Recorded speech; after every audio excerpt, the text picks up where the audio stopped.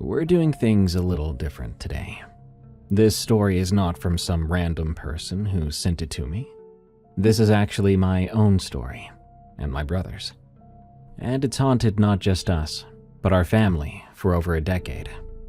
I need to warn you, there will be violence in this story, because whatever it was out there was real, and it did kill, brutally, and I'm very thankful that my family themselves were not harmed. I'm an Arkansan, raised in the Ozarks. This place is as beautiful as it is unnerving, and there's a reason why. I've always been a jumpy person, easy to sneak up on and startle, someone who dislikes having to take the trash down to the curb after dark. It's not because I prefer scary movies and books, not because I read scary stories for a living. It's because the deadliest secret of the Ozarks hunted my family for 15 years.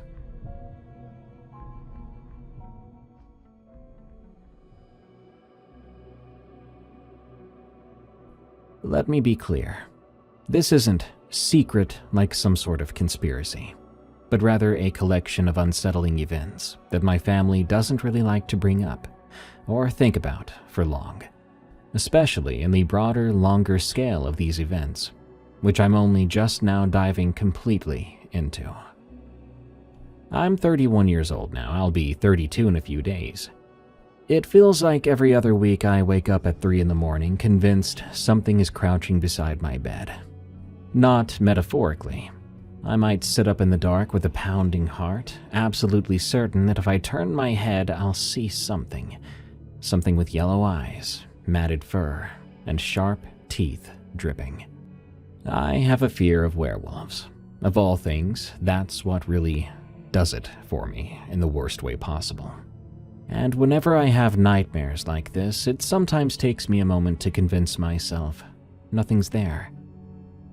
These nightmares started when I was around 6, after I watched An American Werewolf in London at an age when I absolutely should not have been watching it. My parents didn't know I'd snuck into the living room that night, peeking around our dingy couch. Quietly, I watched David Kessler transform in that apartment, bones cracking and reshaping while he screamed. My parents were unaware that I saw that werewolf prowling through the London underground or mutilating those homeless people by the river. What they did know is that on occasion I began to wake up screaming.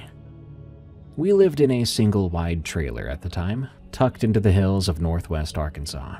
The trailer sat on a plot of family land, surrounded by oak and pine trees. Across the way was my aunt's trailer, and beyond that was my grandmother's old stone and wood cottage.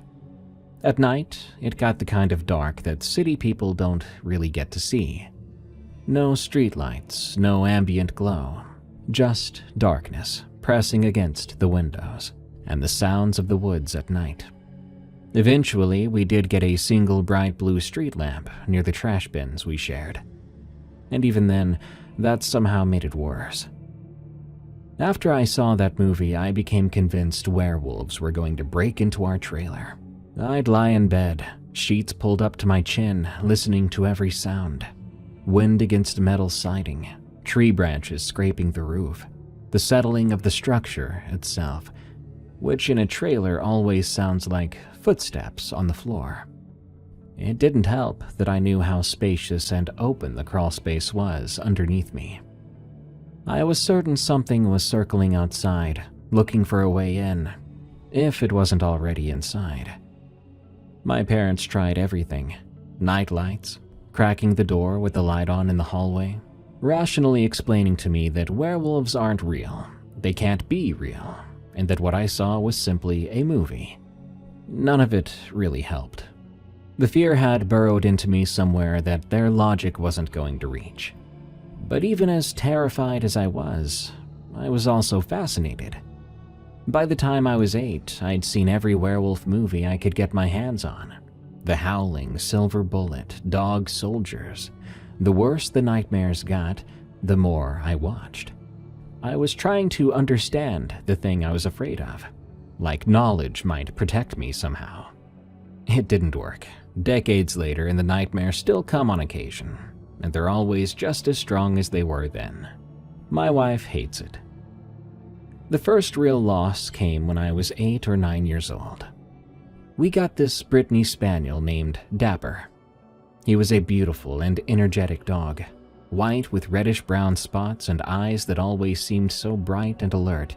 He was the first dog that felt like he was truly mine.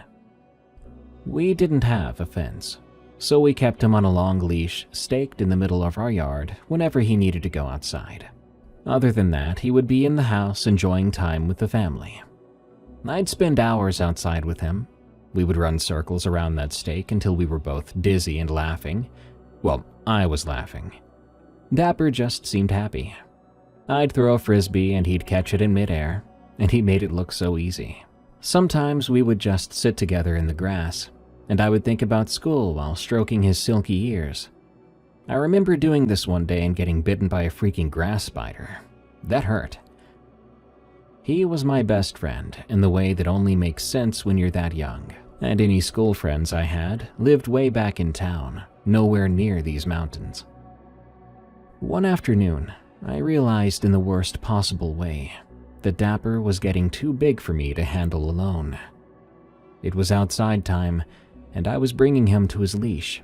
But when I opened that door, Dapper saw a car driving by. He pulled away from me with ease and chased after it. I couldn't keep up, and before I even knew it, he had rounded the curve where the trees overtook my sightline of the road. That was the last time I'd ever see Dapper. We lived along this old state highway, and Dapper had the hunting dog instinct that made him want to chase anything that moved. Dad said sometimes dogs get so focused they don't stop, even when the car's long gone. They just keep running. We drove around every night for 3 nights looking for him. My dad's pickup truck crawling along those dark backwoods roads, windows down, the two of us calling Dapper's name into the darkness. Dad would slow to a stop every few hundred yards and kill the engine, and we would listen. Sometimes we'd hear coyotes yipping in the distance. Once we heard what might have been a dog barking, but it was too far away to tell. And by the time we got to where we thought that sound came from, there was nothing. We never found Dapper alive. But my dad found Dapper's body about a week later, in a ditch maybe 2 miles from our trailer. He didn't let me see it. He just came home one evening a little less talkative than usual and told me that Dapper was gone.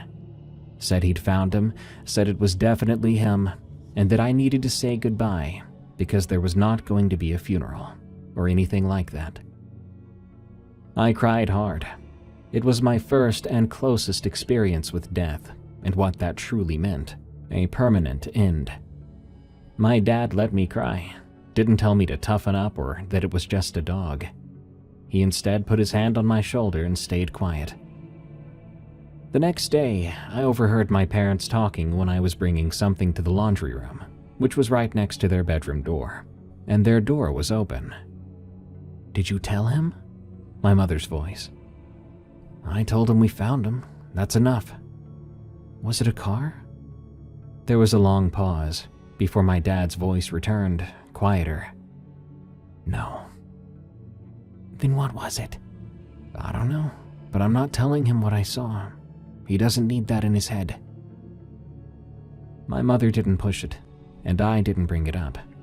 I went back to my room and tried not to imagine what my dad had seen in that ditch. To this day, I don't know what or who killed Dapper.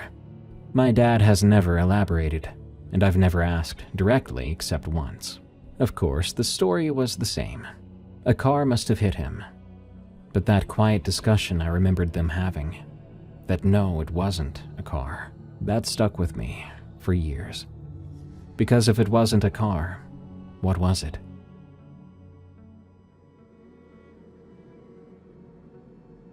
Life moved on the way it does. Rewind a little bit for a moment. When I was 7 years old, my parents had another child, my little brother Noah. He was 7 years younger than me. and I took the big brother role with enthusiasm. Maybe too much enthusiasm, because I would tell him stories when our parents weren't around. Mostly ghost stories I'd make up or remember from books I'd read. Noah would sit there wide-eyed, sometimes scared, other times thrilled, always asking for one more story before bed. I remember one time I decided to add a jump scare to the story as I told it, and we both regretted it after he jump scared me back with the loudest, most blood-curdling scream. Lesson learned. I never told him about Dapper, though. That felt too real. Now, forgive me if the years are a bit jumpy here. There's a lot of points in the story I want to get to, in an order that makes sense, even if it's not perfectly chronological. When I was around 12 or 13, we moved. Not far, just a couple of miles from the trailer to an actual house. This house sat on top of a mountain, or what passes for a mountain in the Ozarks, surrounded by dense forest with enough undergrowth that you couldn't see more than 20 or 30 feet into the trees during the day. At night, you couldn't see anything at all, which was funny and terrifying. Whenever I had cousins over, I'd make them play this game with me from the movie The Village. One person stands at the edge of the woods after dark, faces away from the trees, and tries to stay there without getting scared. Of course, there's plenty of build-up to make sure that getting scared is the usual outcome. That house was bigger than our trailer, which meant more space, but there were new problems. Scorpions. They got into everything. You'd shake out your shoes in the morning and one would fall out. You'd pull back the shower curtain and there would be one on the wall. It became an annoying and somewhat frequent occurrence, just part of living there. But scorpions weren't what we needed to worry about. There were 2 other houses on that mountain with us. Our neighbors were my great-aunt and uncle, and my cousins. Their places were maybe a quarter mile from ours through the trees, close enough to walk to during the day, but far enough that at night you felt genuinely isolated or uneasy. These 3 properties made up the only occupied structures on that part of the mountain. Below that was farmland, cattle pastures that belonged to a local chicken, beef, and dairy farmer. Above us was just forest, stretching for miles toward the Missouri or Oklahoma borders. I never knew which back then. That kind of remote is peaceful, but it can be unsettling. Peaceful because it was genuine wilderness, the kind most folks don't get to experience anymore. Unsettling because at night, you were very aware of how alone and dark it was. Let me tell you about my great-uncle. He was the kind of man who had lived in the Ozarks his entire life. In his 60s by then, stocky and strong despite his age, he had hands that looked like they'd been working since he was a kid. He didn't waste the few words he had. So when you heard him talking, you paid attention. And you did not want to see his angry side. The man was red-skinned, likely from years of smoking and hard labor under the sun, and he'd get even redder if you did something stupid and ticked him off. He did this thing where he sat on his second-story balcony at night with a gun across his lap. He said it was to keep the coyotes from getting bold. Coyotes in the Ozarks can get aggressive when they're hungry enough, and my great-uncle had dogs, grandkids, and a garden he wanted to protect. He would sit up there with a spotlight, watching the tree line, and occasionally he would fire a shot towards any canine eyes he saw reflecting back that weren't his own dogs. We were close enough that sometimes it would wake people up. He'd say, "Gotta put the fear back in those damned coyotes. They forget we're here. They start thinking this is all theirs." This went on for years without incident. But then, maybe a month after we moved to the mountain, something changed. My great-uncle started staying up later. He stopped being casual about his night watch. He'd be out on that balcony from sunset until 2 or 3 in the morning, rifle always loaded, the spotlight sweeping the property more frequently. My dad eventually asked him what was going on. My dad said he didn't answer right away, but he kept his eyes on the trees, and he said, "Something's been coming around. It's not a coyote." "What do you think it is?" my dad asked. "Don't know. But it's big. Bigger than any coyote I ever seen. Bigger than any dogs. My dad asked about bears or mountain lions. My great-uncle replied, "Doubt that. Saw it 3 nights ago. Came out the trees on the north side around midnight. Thought maybe it was a black bear at first, but then I got the spotlight on it, and I got a good look." "What did you see?" Dad said my great-uncle's jaw worked like he was chewing over whether to say it out loud, but eventually he did. "Something like a black bear, but nearly as big as a bull. Had a short, stubby snout, almost like a hog nose, but it wasn't no hog, and it wasn't a bear." My dad then wondered if he thought it was dangerous. "Well, I'm not taking chances," my great-uncle said. "If you see anything unusual, you call me right away. I don't care what time it is." My dad told us this at dinner that night. My mother asked him what he thought it was. "I have no idea, especially if he has no idea what it is.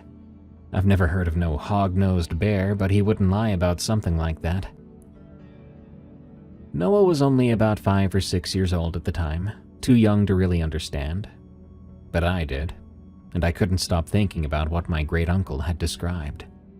Something like a black bear, the size of a bull, and with a strange nose, sort of like a hog. We started to call it the hog-nosed bear. We didn't really have a better name for it. It became shorthand in our family conversations. "Did your uncle see the hog-nosed bear last night?"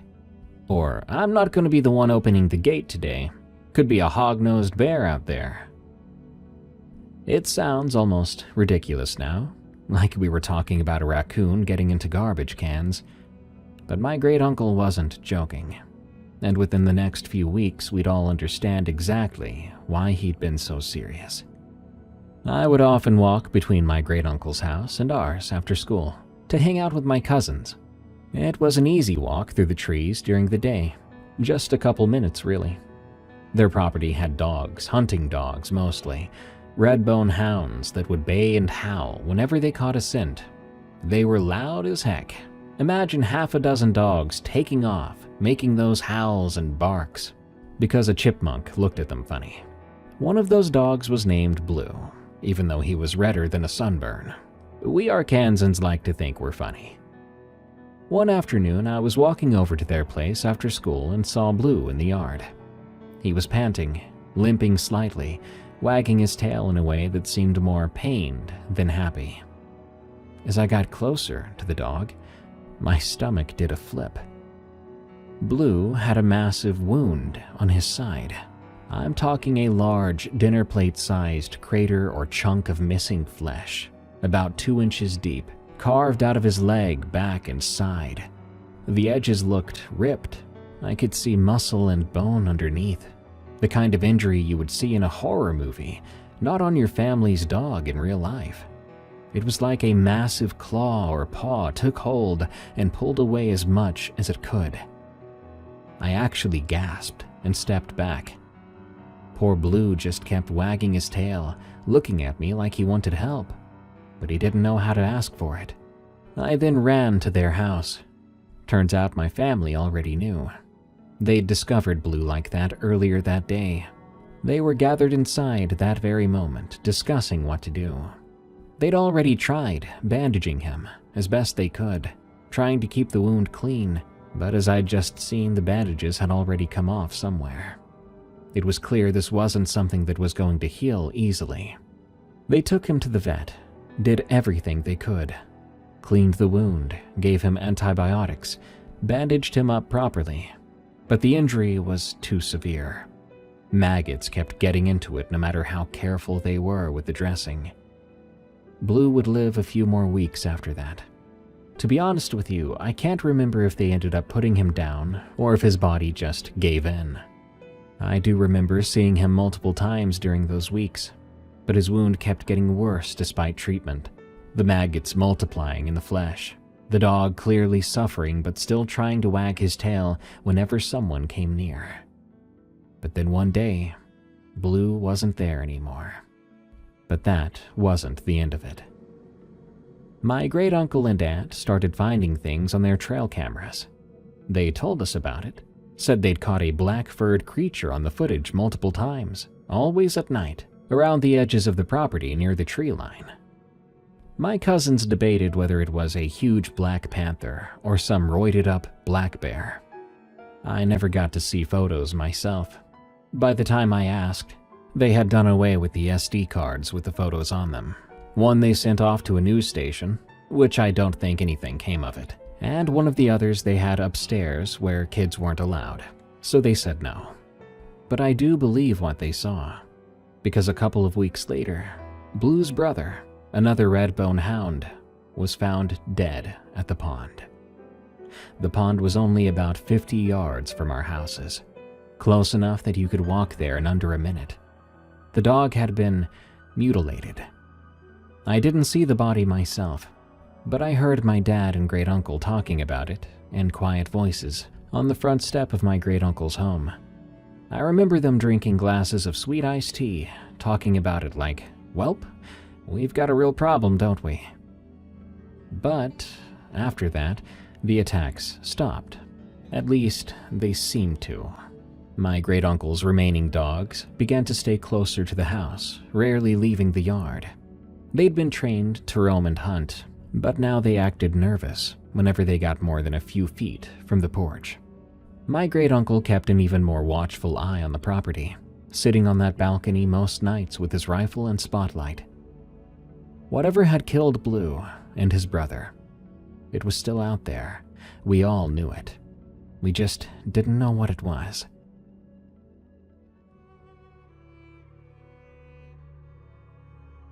Every school day I had to wake up at 5:30 a.m. to ride the bus. We could not afford the cost or time of taking 3 different kids to school by car every morning. So instead, we rode the bus until the oldest of us were able to get old clunker cars to drive ourselves. I bring this up suddenly because I have a vivid and creepy memory one morning on a bus ride to school. At 5:30 a.m., it was still dark out for another 30 to 45 minutes. It would take the bus another half hour to finish its route on the back roads after picking me up, but then it would turn back and make a long drive back to school, about 12 or 15 miles away or so. Yeah, we really lived in the last vestiges of the boondocks. There's this particular house we pass every morning, an old wooden place that looked more like a cabin. It had a barbed wire fence rounding the 2-acre property, and beyond that was just the endless sea of woods, which I was used to seeing my whole life. Within that fence was a medium-sized pond. It was winter and it had snowed, not quite enough to call the school day quits, but enough that most all of the ground was white, and the pond had frozen over. When we drove past that pond that day, I remember glancing over at it and instantly seeing colors and shapes that popped straight out of that stark white landscape. Crimson reds and deer fur browns, a big pile of it, right in the center of that frozen pond. I stared at it. I must have been the first to see it, because moments later I began to hear a few, "Oh my gods," and "What is that?" I'll describe exactly what I was seeing, which was clear now due to the first gleams of the rising sun. The barbed wire fence to the left had been buckled and pushed down. The barbed wire and posts there were flattened and were lying horizontally on the ground. In the center of the frozen pond was a horribly torn apart, bloody pile of what used to be a big buck. There was a huge rack of antlers and its head with tongue hanging out. Blood was swashed around and away from the center, as if it had been slung rather than simply spilled. Something had caught up to this buck in the middle of the frozen pond and turned it into ground venison. And this was a big buck, judging by that rack. The people who lived there had no idea either. It was so early in the morning they likely had no idea yet the mess that splattered across their pond. I kept thinking about this the whole ride on that bus. Do coyotes hunt big bucks like that? We don't have wolves out here. Nobody's actually seen a bear in these woods in ages, unless you count that hog-nosed beast as some sort of mutant bear. The people on the news, whenever the debate was brought up locally, denied that black panthers existed here, and claimed that mountain lions were present, but quite rare due to their fear of humans. Their territories were carefully away from human settlements. This would become a soon-forgotten memory. It happens. Sometimes you see something crazy and you can't explain it, so you hide it away in the archives of your mind and go on with your life of school leaf projects and football practice. And yet, the vividness of this memory survived. That's why it's so clear as day to me. That's why it came back fully formed. Sometime after Blue and his brother died, things started to happen at the cattle guard. Allow me to explain what the cattle guard was. At the bottom of our hill of 3 homes, there was a metal gate, one of those heavy gates held shut with a heavy chain. It sat on the end of our shared gravel driveway where it met the main dirt road. Beyond that gate was our private road up the mountain, maybe a half-mile of winding gravel through dense trees on one side, before it split, straight towards the cattle guard and gate, ultimately leading up to our house, and right to the farmer's place. That gate represented the threshold between the outside world and our isolated compound on the mountain, and we all hated it. Here's why. Anytime you left the property, you had to stop, get out of your vehicle, unlock the chain, swing the gate open, drive through, then get back out and close it behind you. Same thing coming home, except in reverse. And at night, when you were coming home alone, it meant getting out of your car in total darkness, fumbling with a twisted-up chain, with nothing but headlights to help you see. And in that area, just beyond the gate, trees pressed in on both sides. You could not see more than a few feet into them, even with a flashlight. And you're always aware out there, painfully aware, that something could be watching you from just beyond that wall of darkness. My cousin was one of the first to have a real encounter there. It was around 4:30 a.m. He had been working late, an overnight shift that had him coming home just before dawn. He was driving home in the middle of a thunderstorm too. The rain was coming down hard, with lightning and thunder close enough it could shake your car. He pulled up to the gate and sat there for a moment, working up the nerve to get out. The rain was pounding on the roof, and lightning was flashing every few seconds, turning everything around him white for an instant before plunging it back into darkness. Finally, he opened the door and stepped out into the storm. He got drenched immediately. He told us later he was having a lot of trouble with the chain. Everything was covered in water, and as he tried to undo it, he heard something over the sound of the rain. Heavy, thudding footsteps.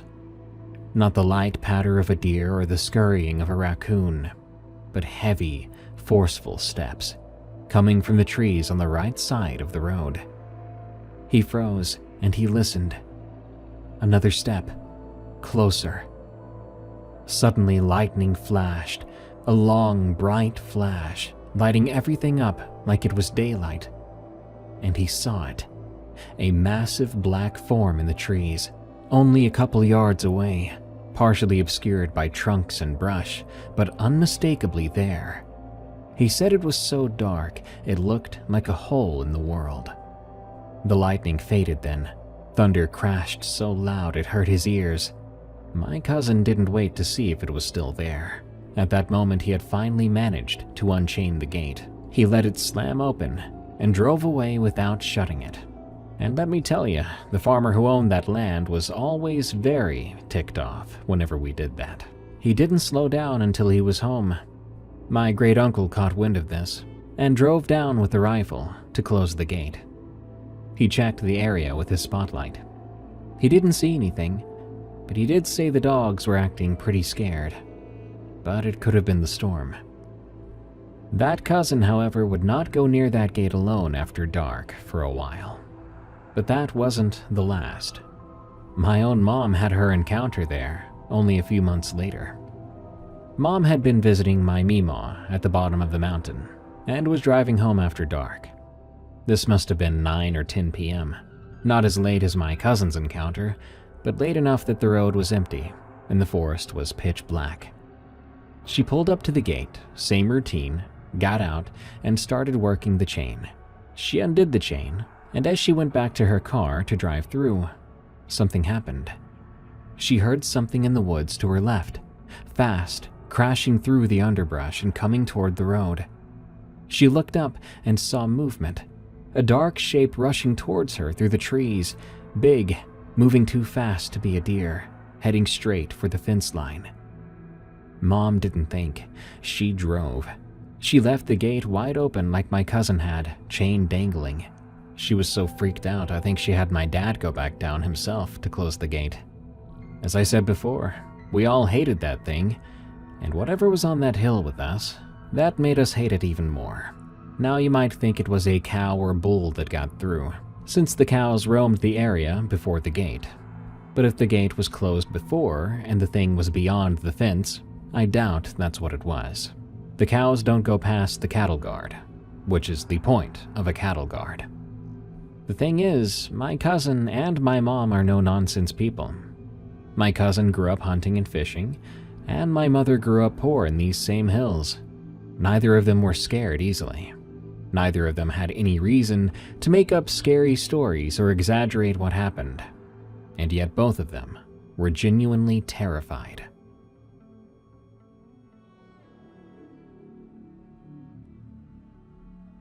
But here's the thing that bothered me the most. The more I learned about what was happening, the more I couldn't stop thinking about it. I was 15 by then, maybe 16, and I finally got a cell phone. Pretty late compared to the other kids. And this one had internet access too. And by internet access, I mean it loaded only the text version of every web page. Even so, I made full use of that sucker. On days after school when I had quiz bowl and couldn't take a bus home, my mom would come get me. But that would leave me waiting outside in the school parking lot alone for over 2 hours. And I would be passing the time looking up scary stories and creepy folk legends on my crappy little phone. On a stormy day when I actually didn't have quiz bowl, so I was able to come right home on the bus after school. I was the only kid on the hill to get off the bus that day. No cousins, no siblings, so I walked home alone, up the hill alone, and I went into an empty house and lay on the couch. Then I started to research, and before long a storm brewed. I'm not sure what prompted it exactly. Maybe it was the accumulated weight of everything that had happened so far. Dapper, Blue and his brother, the buck on the pond, the encounters at the gate, the infamous hog-nosed bear. All of it was swirling in my head with nowhere to go, but maybe it was just my inclination towards the paranormal and the unknown. I started with Googling mysterious animals, then cryptids, then unknown predators. I went down rabbit hole after rabbit hole, reading about Bigfoot and the beast of Bladenboro, and the Michigan Dogman. Eventually, I stumbled upon the story of La Bête du Gévaudan. If you don't know the story, I'll give you the quick version, and keep in mind, this is completely true. In the 1760s, a creature terrorized the Gévaudan region of France for 3 years. It killed somewhere between 60 and 127 people, mostly women and children. Witnesses described it as wolf-like but much larger, with a massive head and reddish fur. It showed unusual intelligence too. It was known to avoid traps, attacking in patterns, even targeting specific types of victims. The way it plotted and attacked and killed lended more to human intelligence. But this was no man, even if some modern theories like to claim as much. The French government even sent professional wolf hunters, and they failed. The killings continued, so they had to get the actual army involved. And they failed, and the monster kept on killing. Eventually, a hunter named Jean Chastel killed a large wolf that supposedly had human remains in its stomach. And only then did the attacks stop. But here's what got me. This all really happened. This wasn't folklore or legend, it was well-documented history. There are government records about this, eyewitness accounts from hundreds of people, and physical evidence, even a statue of the beast. An unknown predator appeared in rural France in the 1700s, killing over 100 people before someone finally stopped it. And even then, the thing they killed may not have been the beast. The killings may have only stopped merely by coincidence. I sat there in front of my phone as the rain came down outside, and a thought settled into my mind like a stone dropping into dark water. If it happened then, why not now? What would stop something like that from appearing here in rural Arkansas? We were just as isolated as 18th century France. More isolated in some ways. Our mountain was miles from town. Cell service was horrible here. If something wanted to hunt out here, who would stop it? Who would even know how? Who would even know it was happening? I remember thinking, in rural Arkansas, some monster could just appear and eat as many people as it wanted. The thought terrified me in a way that went a bit beyond my childhood werewolf fears. This was different because of how plausible it felt. This affected me for a straight week, and I mean no more walks outside even in the daytime. It felt like that nice and creepy feeling you get after a good horror movie, one that really creeps you out for a while, but stronger and not so nice. I got over it after several days, but still, the damage was done. The thought was planted in my head. Maybe it has nothing to do with this story, but maybe it does. I wanted to bring this up because it grounds everything that happened to us in this real and true suspense, that something akin to a werewolf or monster could really exist and begin its killing spree. Not too long after that, I got my permit. I was finally able to drive, and boy, did I hate it. I was one of those kids that knew he needed to know how to drive, especially with how far out we lived. But the highway was intimidating. Other drivers freaked me out, and being behind the wheel stressed me out. Around the same time, my dad began to work at the water treatment plant. It was about 4 miles from our house, still very much in the wild areas of the Ozarks, but somewhat closer toward town. The facility was responsible for checking, cleaning, and maintaining water from the creek and monitoring the nearby docks. Now, when I say creek, it was really more like a river, one that feeds into the Arkansas River. Part of the job meant checking the creek docks every morning and evening, opening and closing the access gates, making sure nobody was out there after hours. The lake was off limits after dark. Signs were posted everywhere.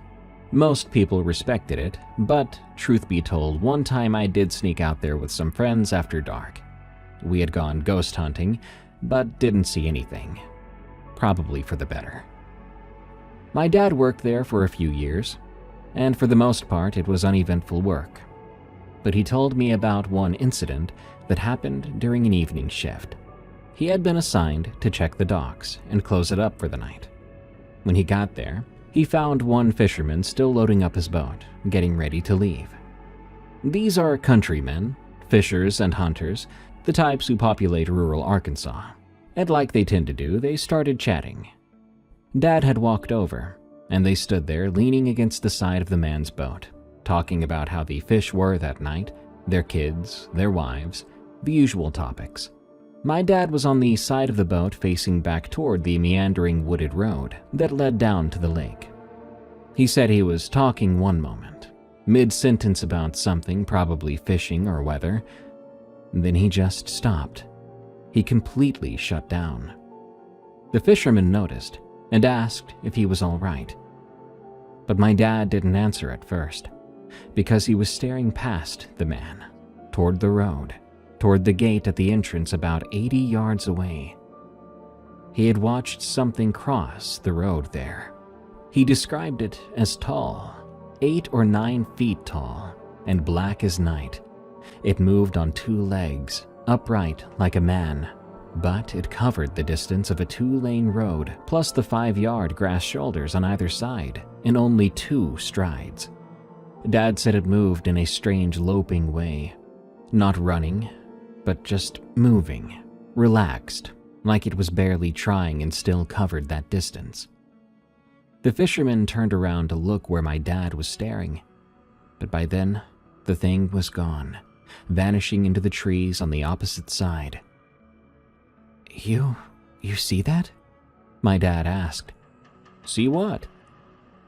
Dad said he stood there for a long moment, trying to decide if he should describe what he had just seen, but then he just shook his head and said something about thinking he saw a deer. The fisherman laughed and said something about deer being everywhere this time of year, then went back to loading his boat. My dad bid him good night and went back to his vehicle. My father could not shake what he had seen. He said the size was far too big to be anything natural to the entire state. The movement was wrong. Everything was wrong. It had been completely black. No white tail, no tan coat, just solid black. He watched from his vehicle as the fisherman loaded up, making sure the man drove away safely. Then he closed and locked up the lake gate. He told me he sat in his truck for a few minutes after that, windows up and doors locked. He watched the tree line where the thing had disappeared. But he never saw it again.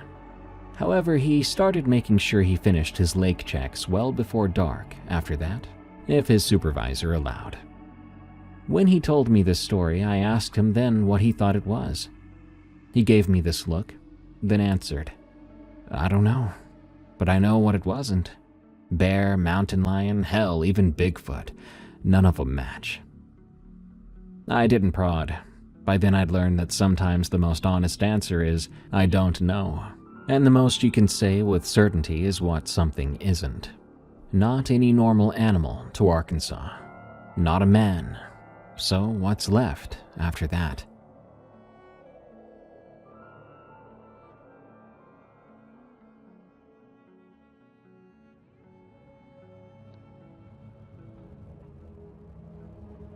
When I turned 17, I got my first real job at a Subway in town. It was exactly the kind of minimum wage job you'd expect, making sandwiches and mopping floors and dealing with the occasional difficult customer. The manager hired me, trained me for only about 2 hours on how to make the sandwiches and work the register, then handed me a set of keys to the store. 2 hours of training, and I had keys. That should have been my first red flag that this job was going to be chaotic. My shifts were mostly closings. I'd work from 4 p.m. until 10 p.m., then spend another 30 minutes cleaning and prepping for the next day. By the time I locked up and got in my car, it was around 10:30 or 11 at night. But then I'd have to drive home alone in the dark, up that mountain, to that gate. The drive from Subway to our house was about 20 or 25 minutes. Most of it was on the highway, well lit and trafficked for a while, but the last 5 miles, the turnoff onto those rural roads, the approach to our mountain and the gate, that's where I'd start getting a little anxious. I'd find myself checking the rearview mirror more than necessary, turning down the music so I could hear better, even though there was nothing to hear inside that car. My hands would tighten on the steering wheel as I got closer. It's hard not to think about all the events leading up to then, whenever I had to do the stupid gate thing. And every single night, the same routine. Pull up to that gate, leave the engine running, headlights on. Walk to the gate with every nerve on high alert, undo the chain, swing the gate open, walk back to the car, drive through, get out, close the gate, lock the chain, get back in. Then I'd be free to drive up the dark gravel road to our house. The whole process takes maybe less than a minute if you're fast, but it felt like 10 minutes whenever you had to do it in the dark. Every single time I had to do this, I was convinced something was going to jump out at me, that I would hear footsteps in the dark and turn around and see something standing behind me. Maybe the thing my dad saw, but closer, 8 yards instead of 80. I want you to imagine that feeling you get when you have to turn off the light downstairs and then run up the stairs really fast, imagining any sort of boogeyman behind you. It's human instinct, really. We don't grow out of our fear of the dark. We simply grow into lying about being afraid of the dark. Anyway, one night, something actually did happen. It was the middle of the week. Nothing special. I'd closed up Subway like usual. I drove home and made the turn onto our road. It was a clear night. No rain and no storms. Just darkness and stars. I wasn't even on edge or stressed out. If anything, I was just tired, looking forward to getting inside and going to bed. I pulled up to the gate, and I went through the routine. I kept the engine running and got out. I went up to the gate, threw the headlights, and began to unlock the chain. I swung the gate open, trying to not let it hit the side of the fence. The farmer who owned the gate hated that, and sometimes if he heard you do it, he'd come rushing out, hop on his four-wheeler, ride over, and chew you a new one. I got back in my car and pulled through. When I was safely through, I put the car in park, got out and closed the gate. But when I got back to my car door, which was still open, I stood there and stopped. Because I saw something then, only about 10 yards away, just inside the tree line to my right. There was a large oak tree, and leaning out from behind that tree watching me was something that made my breath stop in my chest.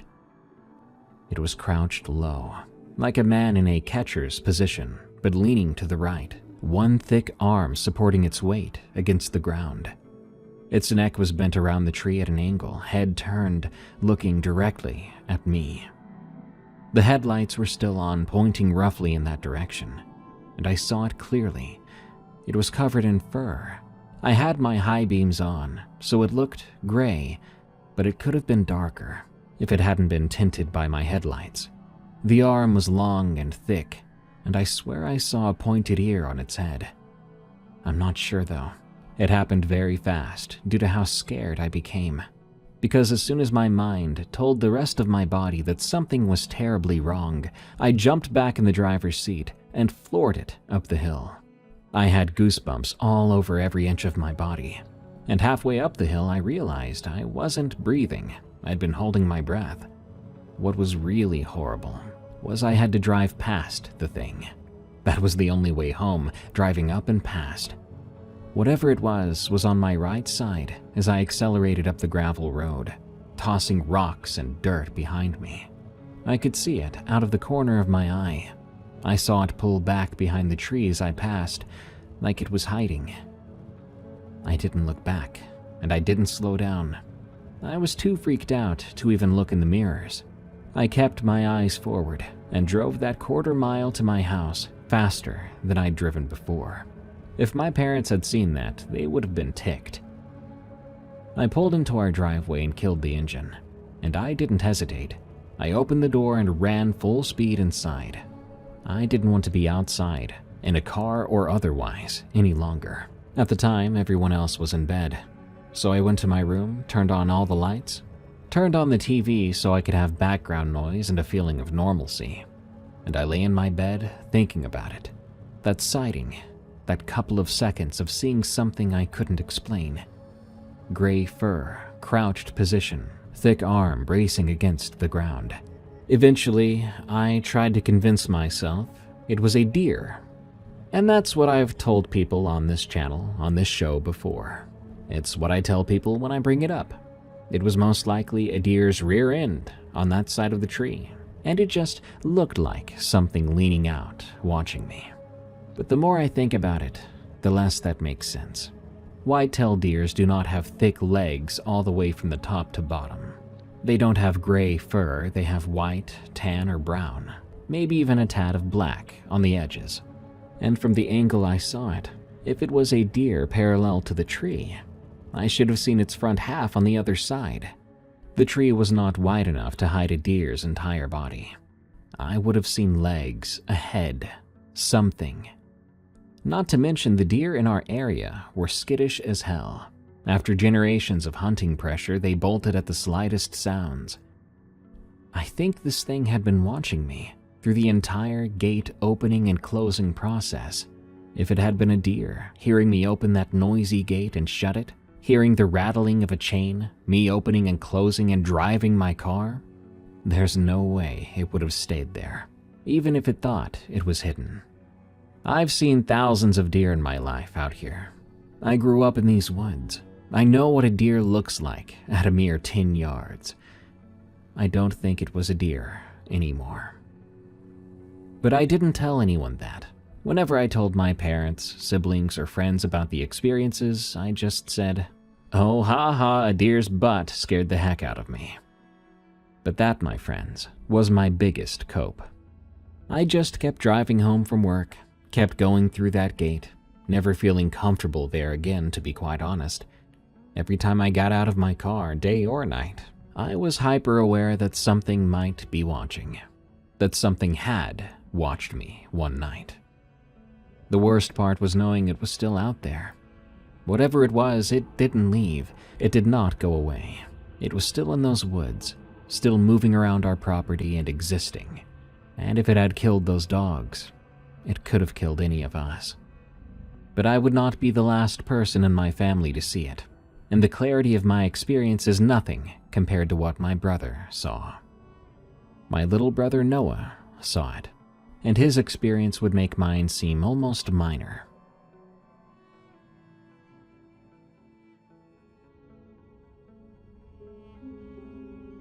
My dad had started doing automotive painting on the side. He was making old cars look really good for extra money.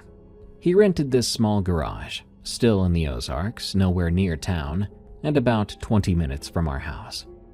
The garage was actually someone else's old garage. Used to be a part of their home. They converted it, I think, to an actual auto garage, and stopped using it after a certain point. So they rented it out, and my dad became one of the renters for a while. The place had stone walls, a concrete floor, and backed up to the woods on two sides. One afternoon, he needed to do some painting, and he insisted that my little brother Noah come along. Noah was old enough by then to help my dad a little bit with some prep work, or at least keep him company. But Noah did not want to go. Said he had homework or friends to hang out with, but Dad insisted. My parents didn't like leaving one of them with too many kids to look after, so my dad was probably pressured to take at least one off my mom's hands. I was one of 4 children in the house. Imagine being a mom stuck with 4 kids for several hours. That's how you end up coming home to a very irritated wife. And my dad didn't want that.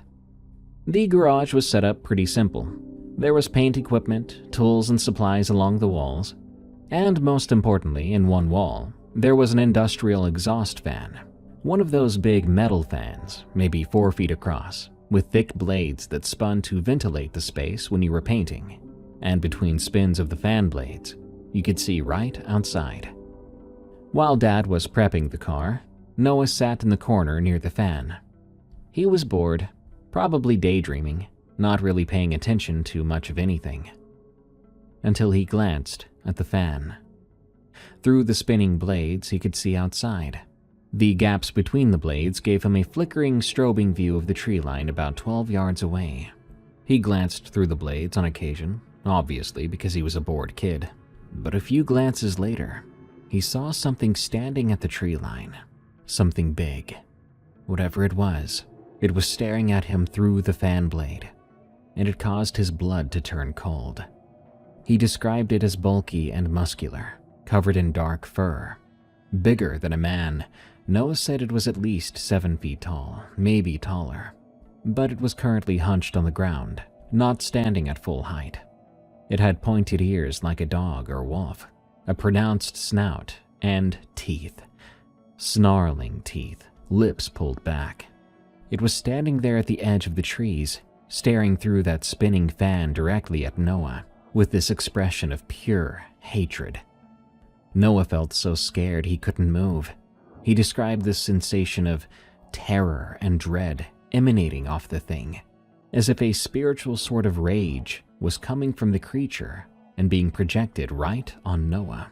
He wasn't sure how long he sat there watching it, before my dad approached and told Noah that he had to do something because he was about to paint the car, and the extra respirator he had did not fit Noah, suggesting that Noah had to go outside and wait for the painting to be done. Noah freaked out, saying that there was something out there, that he couldn't go out, that there was a monster outside. Eventually, my dad looked through the fan as well, but by then, the thing was gone.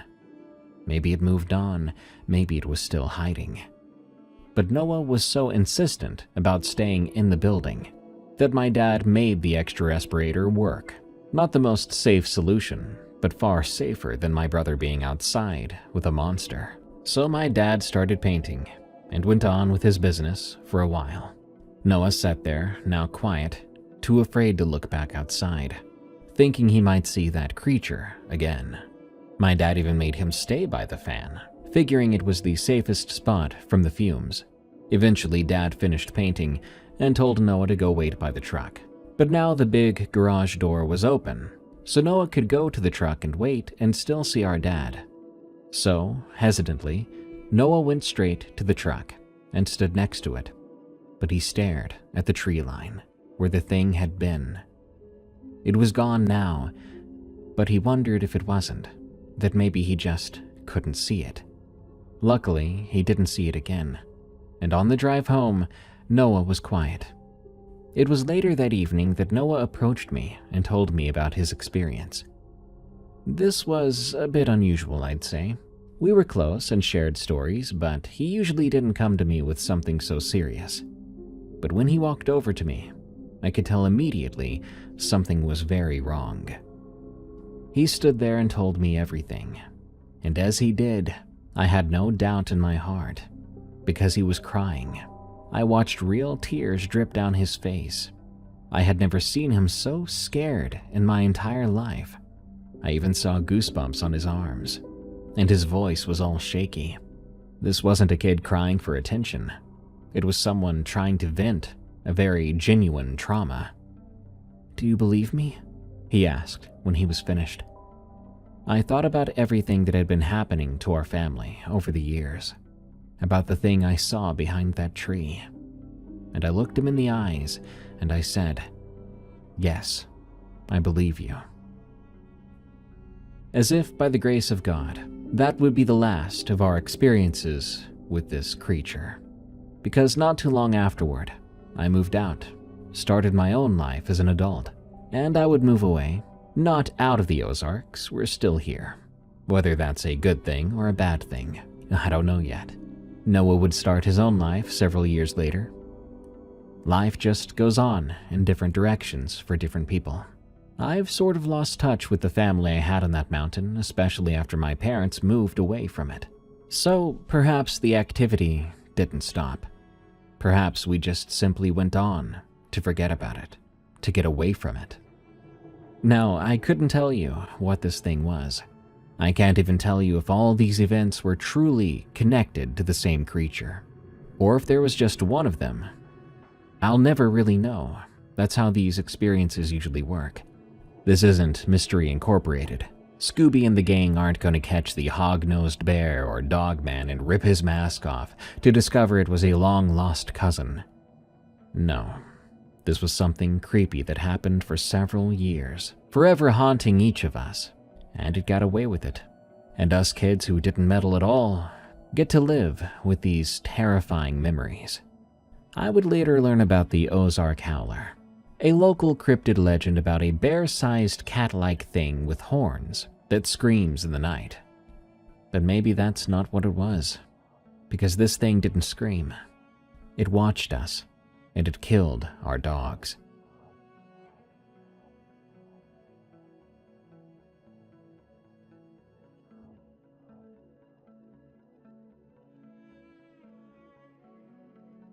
Subscribe now for hundreds of true scary stories and real monster sightings.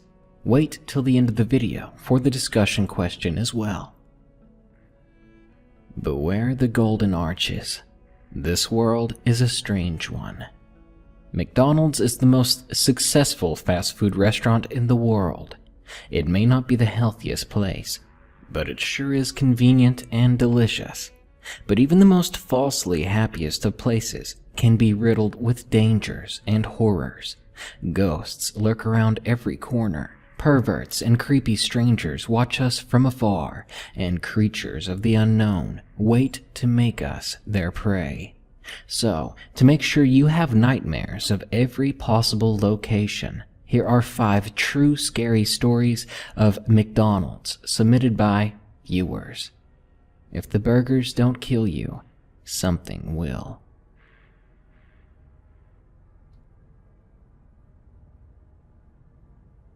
Number 1. Drive-Through Ghost. Submitted by Maynard. 2015. I worked for my local McDonald's for about 4 months. Yeah, it didn't last long. I like to believe that there's something better for me out there than fast food. Plus, this experience didn't exactly make me want to stay. It's definitely the creepiest thing that's ever happened to me. Trying to kiss ass and move up quickly, I let the managers know that I would cover any shift they needed me to, and I could fill in for any call-ins.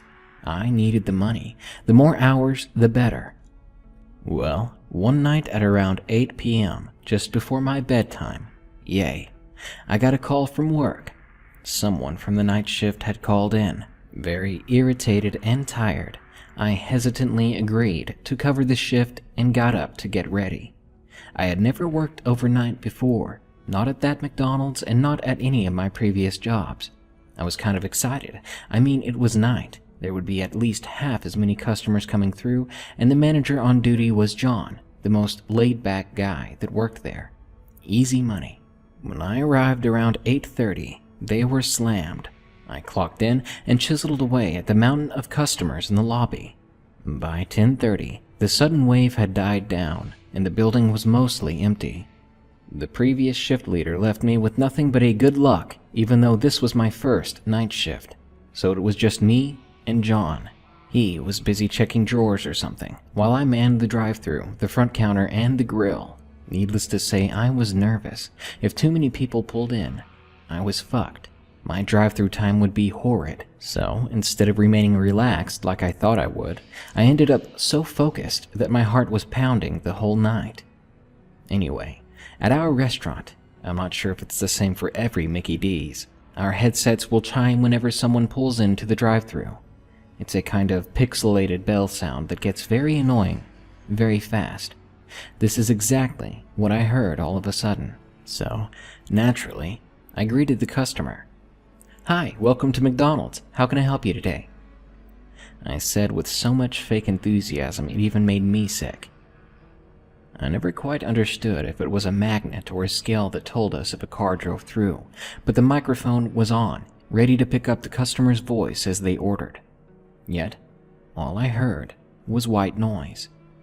Nobody picked up, nobody spoke. I didn't even hear the rumble of an engine idling. It was as if no one was there. Now, this wasn't too weird. We've had this happen a few times since I started. The thing can be triggered just by someone driving around the building or a person walking by. The thing needed fixed, that's for sure. I didn't want to know every time someone took out the trash in the back as they rolled the bins over the drive-thru. After about 3 minutes of static, the mic clicked off, meaning whatever was on the wait was gone. Finally, no more annoying noise in my ear, but less than a minute later, it clicked on again, that bell chiming loudly in my ear. I rolled my eyes and repeated my greeting. "Hi, welcome to McDonald's, how can I help you?" And again, there was no reply. The mic stayed on longer this time, though. I swear at one point I could hear heavy breathing. I started to get freaked out. At that moment, I was pretty sure someone was outside trying to mess with me. It turned off after about 10 minutes of me listening to nothing. I was tempted to take off the headset and make John wear it, but my be-all-I-can-be attitude got the better of me. I tried to distract myself. I started scrubbing the counters, which had already been wiped down, and checking to see if anything in the lobby needed restocked. But everything was fine. I needed to keep myself busy. There was just something so sinister about the darkness of the night just beyond those large lobby windows. When the bell chimed once again, I nearly fainted. I should have probably turned the volume down on that headset. Before I could say my shallow, meaningless greeting, I heard the loudest, blood-curdling scream. The moment I heard this screech, I threw off my headset and backed away from it. What the hell was that? Shakily, I put my headset back on. I was pissed and terrified at the same time. Without another thought, I ran angrily out of the store and headed toward the drive-thru. I stood right next to the menu, and there was no one there. But still, somehow, the static from my headset never disappeared. The mic was still going. Whatever made the drive-thru go off was still there. And then I heard it. "I see you." A slowly whispering voice coming from the mic. I ran back inside as fast as I possibly could. I had been standing right next to the mic. No one was there. No one could have possibly made that sound. There was no one that could have spoken those words to me. I ran back into the light and warmth of the building and into the safety behind the counter. I found John. He was at the manager's desk, head in his hand, while typing in dates on the upcoming schedule. "What the hell was that?" I said louder than I meant to be. He jumped in his chair and turned around. "Christ, man, you scared the hell out of me." "What are you trying to pull?" I asked. "What are you talking about? I haven't done anything." He turned to continue typing on his computer. I kind of felt bad. I just interrogated my superior, the only fun superior that worked there. Shit. I walked up front and stood behind the counter, just waiting. It was about 1:30 when I looked at the clock again. We were about halfway through the graveyard shift. The night was going by so slow. I ended up just standing in the drive-thru nook. That way I could just play on my phone away from the view of the nearest camera. We had had only 2 customers in the last hour, so it was even more slow than I thought it would be. So I just stood there, leaning against the counter by the POS computer, playing Clash of Clans and checking Facebook every so often. But suddenly, I felt cold air on my forearm. It gave me chills. I looked over toward the drive-thru window, and it was ever so slightly open. I didn't mind. I paid it no attention and continued to invade random online folks.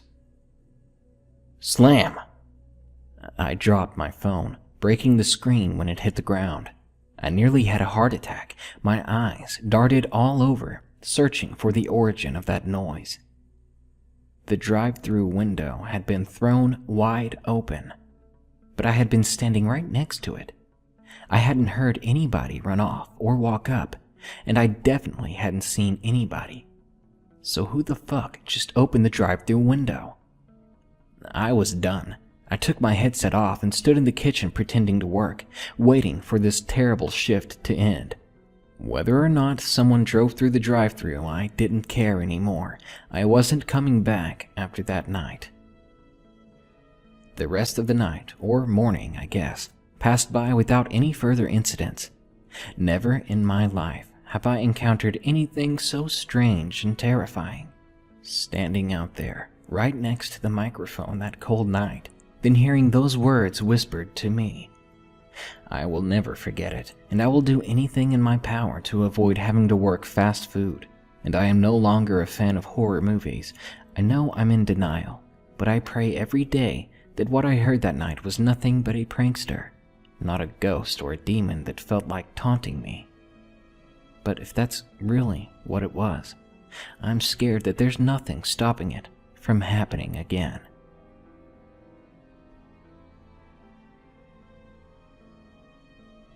Number 2. Pervert at the Habit Trail. Submitted by Close Call. Remember when McDonald's had those jungle gyms with the ball pits? Yeah, for the longest time, those were the hotspot for children to jump around and just have a shit ton of fun. Hell, I even remember as a child playing with my temporary friends in those balls.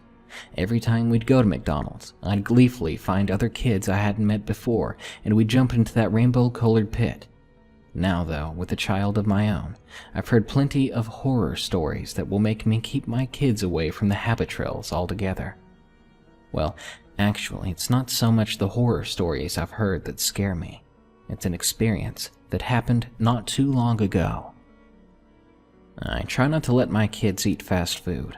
It's disgusting, it's unhealthy, and it's addictive.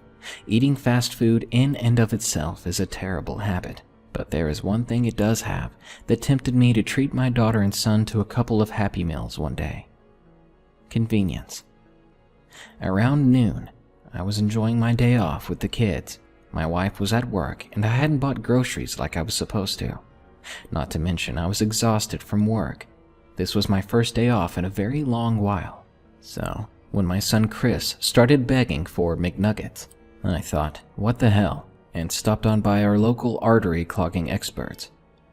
That McDonald's was extremely packed. There had to have been 4 dozen people in there, either lined up waiting to order or sitting down awkwardly staring at each other. Expectedly, the moment the kids saw the play area through the windows in the back, they took off. They hadn't even told me exactly what they wanted to eat. Figured though, they probably only wanted to stop by McDonald's to play on the habit trail. After several minutes, I was finally up to order. I got them both a couple of nugget Happy Meals and headed to the play area and sat down at a bench. The kids frolicked and played all over the damn thing with 10 other children, most of which looked like they hadn't been bathed in a week. As you can probably tell, I'm not very fond of the McDonald's scene. But again, I was desperate that day. If a big hunk of plastic tubes and ladders could babysit my kids for an hour, I was fine with that.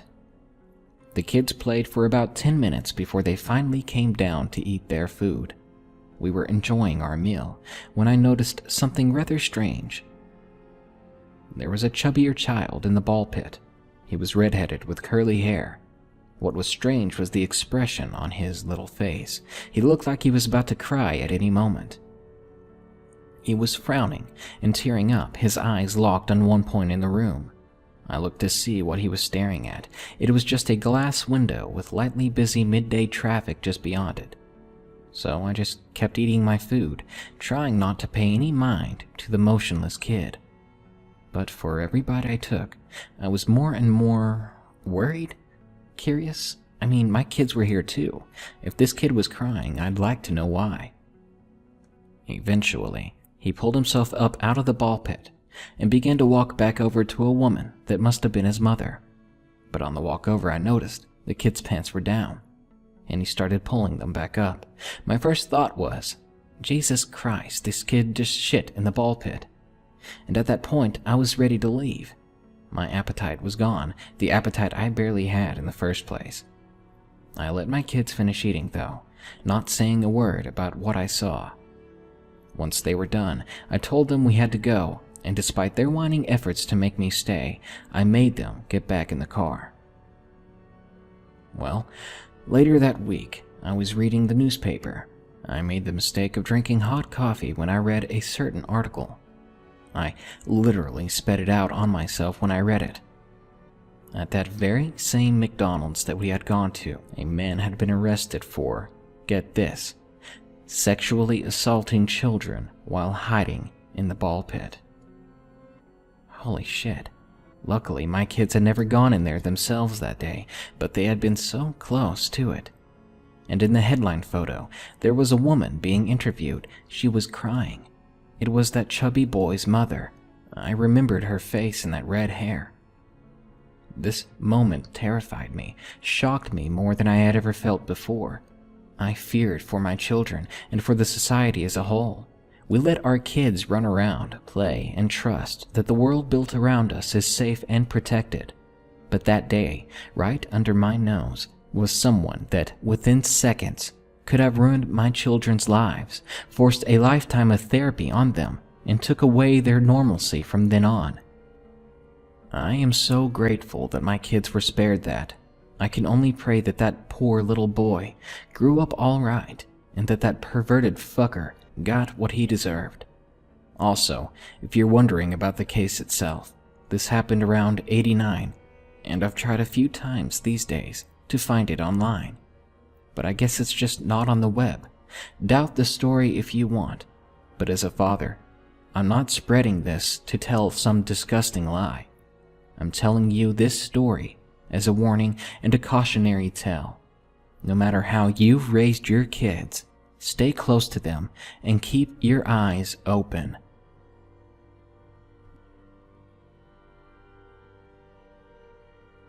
Number 3. Bathroom Creeper. Submitted by M. Perkins. Public bathrooms have always scared me. In school, no matter how bad I had to go, I would not use the bathrooms. I just couldn't even force myself to use them. I mean, I've seen kids make fun of other kids just for going to the bathroom. Kids are horrible. I wanted to avoid that at all costs.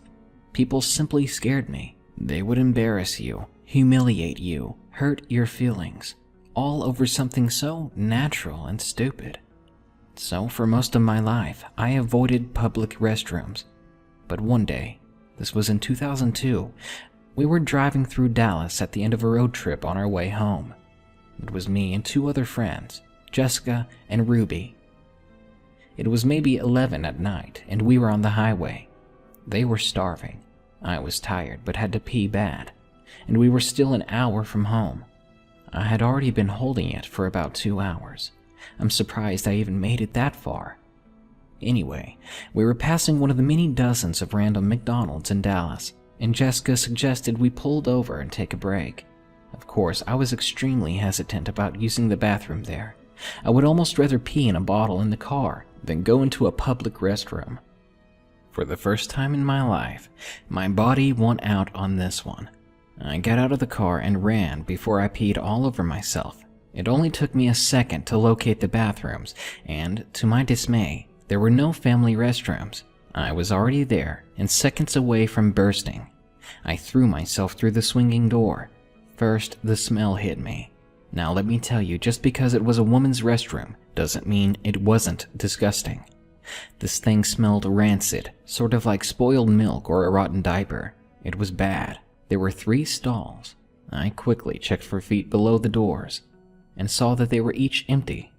The coast was clear. I opened the first one and nearly threw up. There was piss all over the seat, used toilet paper scattered on top and next to the toilet, and it looked as if the thing had been used daily but hadn't been flushed for weeks. I shut it and very reluctantly checked the second stall. That one was clear and clean, but somehow, for some reason, smelled 3 times as bad as the other one. Just in case, I checked the third stall. It was disgusting as well, so I stepped back and into the second and locked it. Well, it didn't really lock. The little bolt caught in the hole, but anyone that wanted inside that stall would just have to push. That creeped me out, but I figured I'd be in and out in a few seconds, so I covered the seat in toilet paper and sat down slowly. It was a relief to finally get all of that out of my system. 15 seconds of relief later, I was about to stand up when I heard the swinging door open. I froze. Someone had entered the room with me. Immediately, I stayed quiet as possible, trying to pretend I wasn't there. Yeah, I'm a freak. I just really hated being in a vulnerable spot like that. I waited for the person to do their business. But I never heard the faucet come on. In fact, I never heard anyone open a stall. That's odd, I thought. I had heard the footsteps after the door opened, but now there was no sound. If anyone was there, I'd definitely hear them breathing at least. I waited a few more minutes. Still, no other sound came. So I assumed I was safe. Maybe somebody had walked in and backed out. Maybe someone changed their minds about coming in. I didn't know, but to be sure, I lowered my head ever so slowly to check for the feet of someone else in the room with me. There was a man's face staring up at me. He smiled a toothless grin. He was lying down on the bathroom floor looking up at me. He was dirty with messy gray hair and a darker gray beard. I jumped off the seat, pulling my pants up, while trying to cover up all my exposed skin with my arms. I screamed. I knew everyone in that building would have heard me. A second later, I heard laughing and the sound of footsteps running out of the bathroom. Then, maybe 10 seconds after that, I could hear Jessica and Ruby. "Are you okay? Sherry, what happened?" Jessica called, knocking on my stall door. I could barely even talk. I didn't know I was crying, but there were tears running down my face. I remembered I needed to pull my pants up, so I did. I stepped out to see their surprised and worried faces. "Oh my God, you don't look good. Did something happen? Are you hurt?" Jessica wanted answers. I shook my head. Some fucking pervert was staring up at me from under the stall. "Jesus, are you okay? Where'd he go?" Ruby sounded angry. "I don't know, he just ran out," I replied, starting to calm down. We all walked back to the car, eyes peeled for that creepy man. The girls begged me to make a police report, but I couldn't help but feel, I don't know, weird, I guess. I just wanted to get home, take a shower, get in my own bed. Besides, I only saw the man for maybe 5 seconds before he was up and gone. I climbed in the back seat of the car and sat back. Before we stopped, I was tired and ready to go to sleep, but now I felt wide awake and homesick, a little bit shaky. As we took off, I ended up glancing back at the place, the big neon arch hurting my eyes. Then, I saw him. I swear to God it was the same man. He was standing exactly where we had been parked, smiling and waving goodbye at me. I got chills. Travel in packs, girls. Keep each other safe. I can only be thankful that that creepy man wasn't more desperate.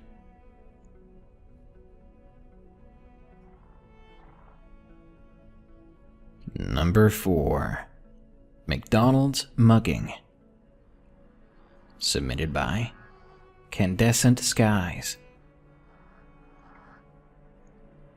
This is one of those things that I, and probably everyone else, easily assumed would never happen to me.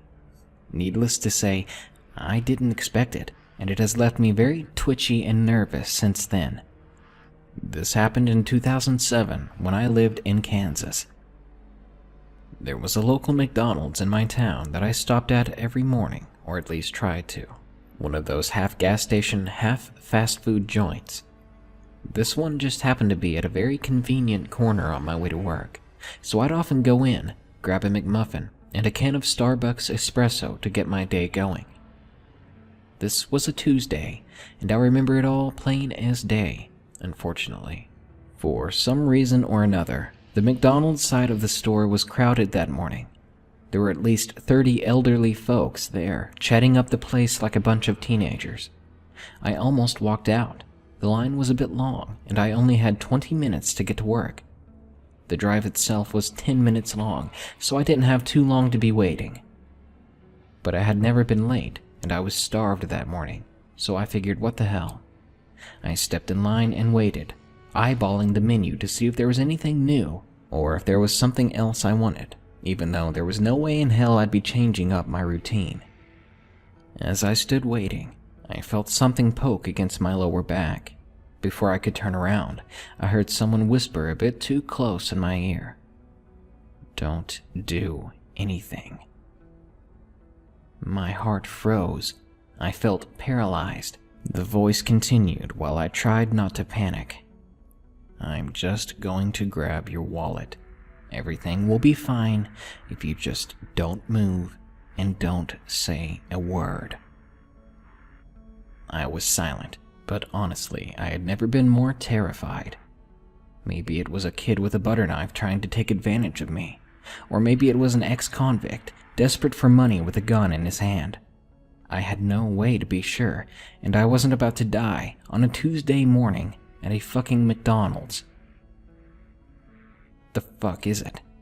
I heard him nearly shout behind me. He just barely managed to whisper. The man sounded pissed. That's when I realized I must have left my wallet in the car.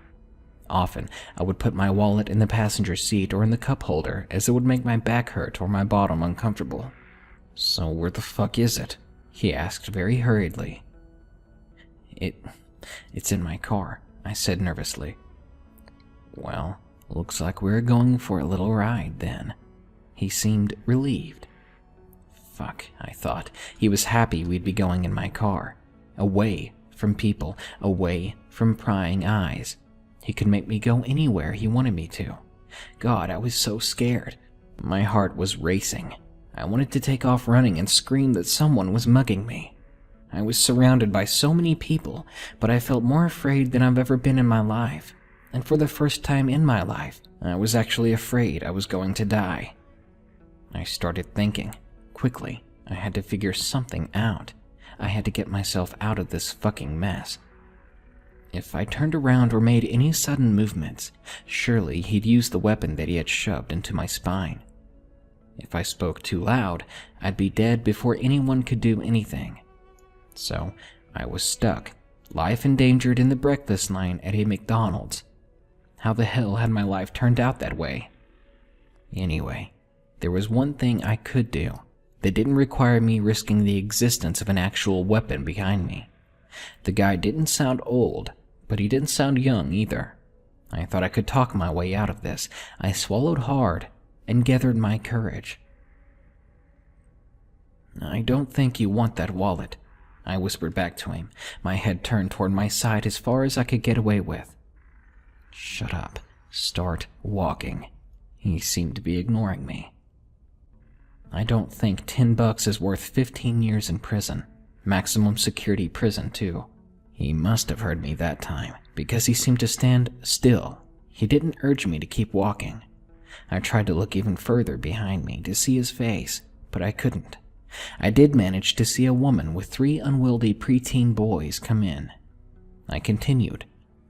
"Robbery with a firearm is a first-degree felony, and I honestly don't think you'd be fast enough to shoot or stab me before I ran through those doors." What the fuck was I thinking? My heart felt like I was going to explode. Every word I whispered nearly came out stuttered, but somehow I found the power to make them sound confident. I was no lawyer, but I remembered a bit of the basic stuff from a legal studies course in high school. The kind of shit they nail into your head and can't forget. Thank God for that this time. "Shut the fuck up. I'm sure you've got more money than that. I see the coat you're wearing. I saw the car you got out of." "Well, if there's not more than 10. He sort of snickered. "Let's just hope there's more than 10. Fuck. It hadn't worked, and now I was sure he was threatening to kill me if I didn't have the money. And the fucked up part? I really only had $10 in my wallet. I had recently paid a few bills and was ready to glide through the rest of the week with food from home. I've actually done it a few times before. "Come on, keep moving." He shoved the weapon in my back hard. It was cold and painful. I didn't want to move, but I felt I had no choice. "Jimmy!" I heard a female voice behind us shout. Then there was a hard smack as if something fell to the floor. A lot of movement behind me made me turn. The man was no longer looking. I turned around and saw it. One of the boys that had come in was wrestling around with his brother when he was shoved into my mugger. The mugger himself, who was far more thin and frail than he had sounded, and wearing a thick black hoodie, was on his ass in the floor staring at something that lay on the ground. I looked toward it. A jet black pistol. It wouldn't have been noticeable blending in with that damn hoodie he wore. In an instant, I made a break for it, and so did he. Sadly, he was closer, and he grabbed the gun. I expected the worst to happen. But it didn't. He grabbed the gun, shoved it in his pocket, and ran full speed out of the place. When I was sure he was out of the building, I looked around and saw that everyone had seen it too. They had seen the man drop the gun. Immediately, I got out my phone and called the police. I made a statement, told them everything. They talked to several other folks as well. In the end, though, nobody got a good enough look at his face, and last I heard, he was never caught. I like to hope that he ended up trying and failing again and was arrested for a different crime, because it is honestly a bit hard to sleep at night knowing that there are terrible people out there, and then there are even worse people, too, who are still at large.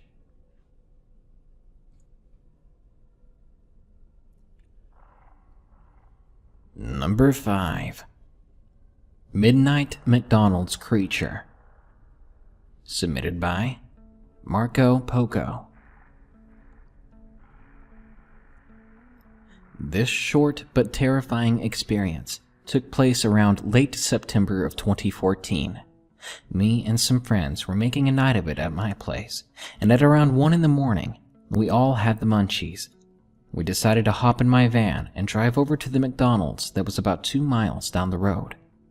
It had been raining that night just before we left, so the empty streets had that creepy, wet glimmer from the street lamps. It was already an eerie scene. The van's air conditioner hadn't worked for months either, so I usually drove with the windows down. We pulled up to the drive-thru.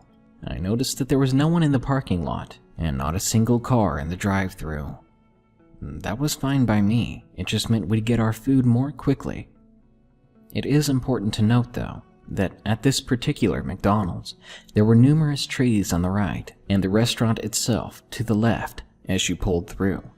It was almost a forest, but it was too thin to really be that, and just on the other side of it, the island of trees led to a pharmacy. We pulled up in front of the menu and waited to be greeted. And waited. And waited.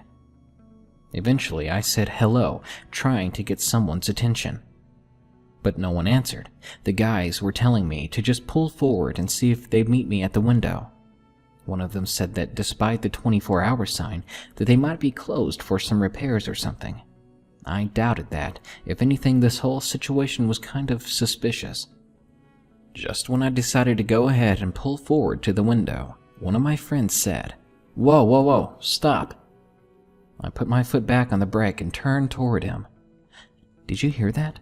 There's something growling over there." I thought he was joking, until I turned toward where he was looking. I saw glowing yellow eyes next to a tree about 5 yards away from the van. I could just barely make out a low, steady growl.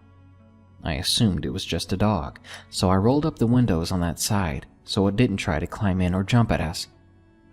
I continued to pull forward when suddenly the thing that had been behind the tree ran out of the darkness and beside the van. I only got a brief look at it, but I was entirely sure that this was no dog. It was more the size of a grown mule, but thin and bony. Its skin was green and brown with random hair scattered all over it. I kept my foot on the brake and rolled up the rest of the windows right away. I didn't want to keep moving, just in case my mind was playing tricks on me, and this was some kid playing a joke. We all waited, spooked out of our minds. I kept looking out of the windows to try to find it. The thing must have been just below us where we weren't able to see. Then someone in the back screamed. I looked toward them and saw at the back window, just above the edge of the metal, were a set of eyes and horns. Small but pointed horns. The thing was just staring in at us. And at that moment, we all screamed and jumped away from the creature.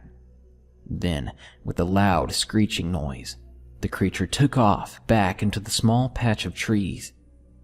I didn't hesitate. I drove back home. It wasn't worth a Big Mac staying next to those damned woods with that weird thing out there. I have no idea what we all saw that night, and we haven't seen anything like it since. Its eyes looked reptilian with that sort of black slit in the middle. I honestly have never seen an animal in real life or on TV that looked anything like it. And I hope I never see it again.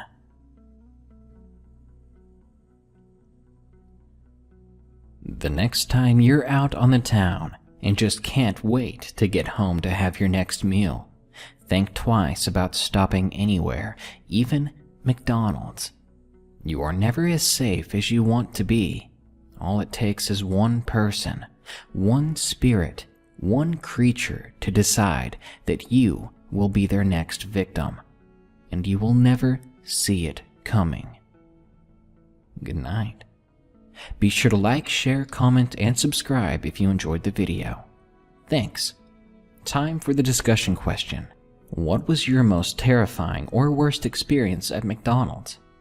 Food poisoning? An attack? For me, it would be the time I went with my fiancée one morning, trying to enjoy my bacon, egg, cheese biscuit, when a toddler pulled down her pants and shit in the floor.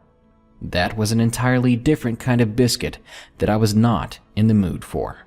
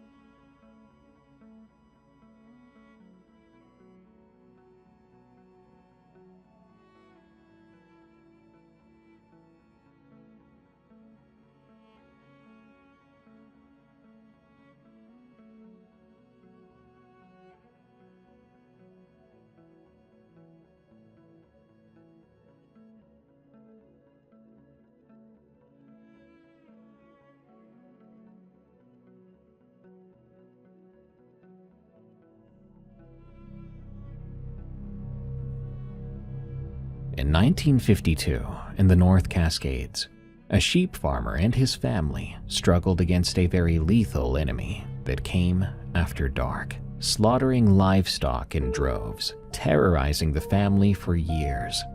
This is a bizarre and extremely unsettling case sent to me by someone named S.T. Varrington, which they titled, "My Great Uncle's Childhood Trauma." This story left me with goosebumps, and it will do the same to you. I found this case very believable. It seems to serve as a cautionary tale about why you need very good locks on your doors and windows if you live anywhere near the woods. But it also leaves you with a question. What killed 47 sheep in one night in 1952?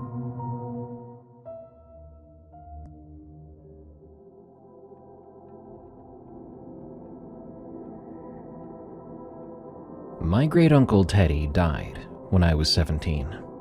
I remember the funeral being small, quiet, attended mostly by people who looked like they'd lived hard lives in places that didn't forgive mistakes.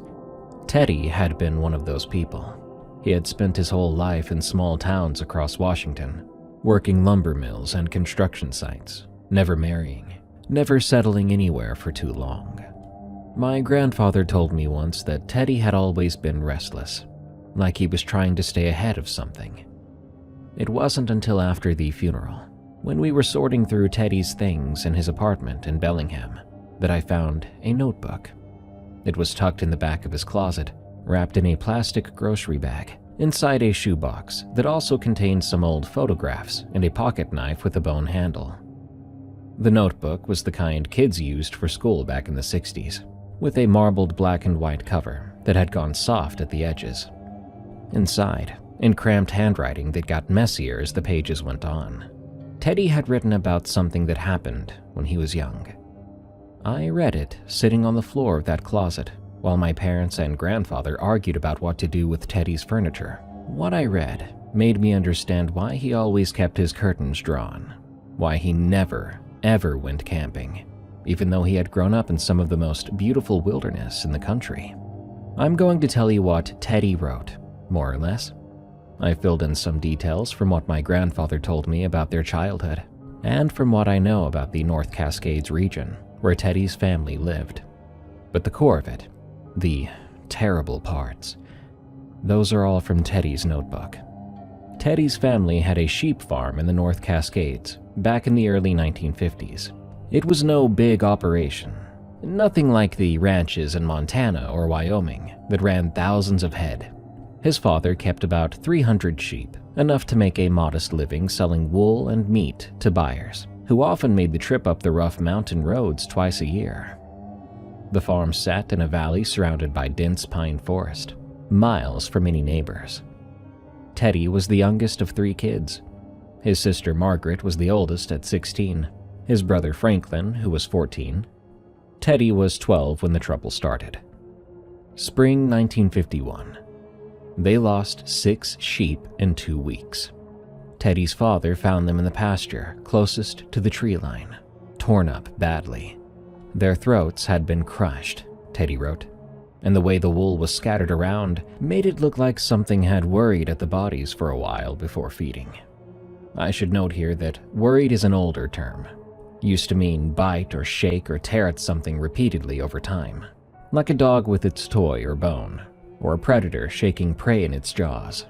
Anyway, his father assumed it was wolves, though wolves were supposed to be mostly gone from that area by then. He and Frank dragged the carcasses into the woods for the scavengers and moved the flock to the pasture on the other side of the property, farther from that forest. A week passed, then another dead sheep. This one was taken from right in the middle of the flock. The other sheep had panicked and broken through a section of fence, and it took Teddy and his siblings most of the day to round them all up again.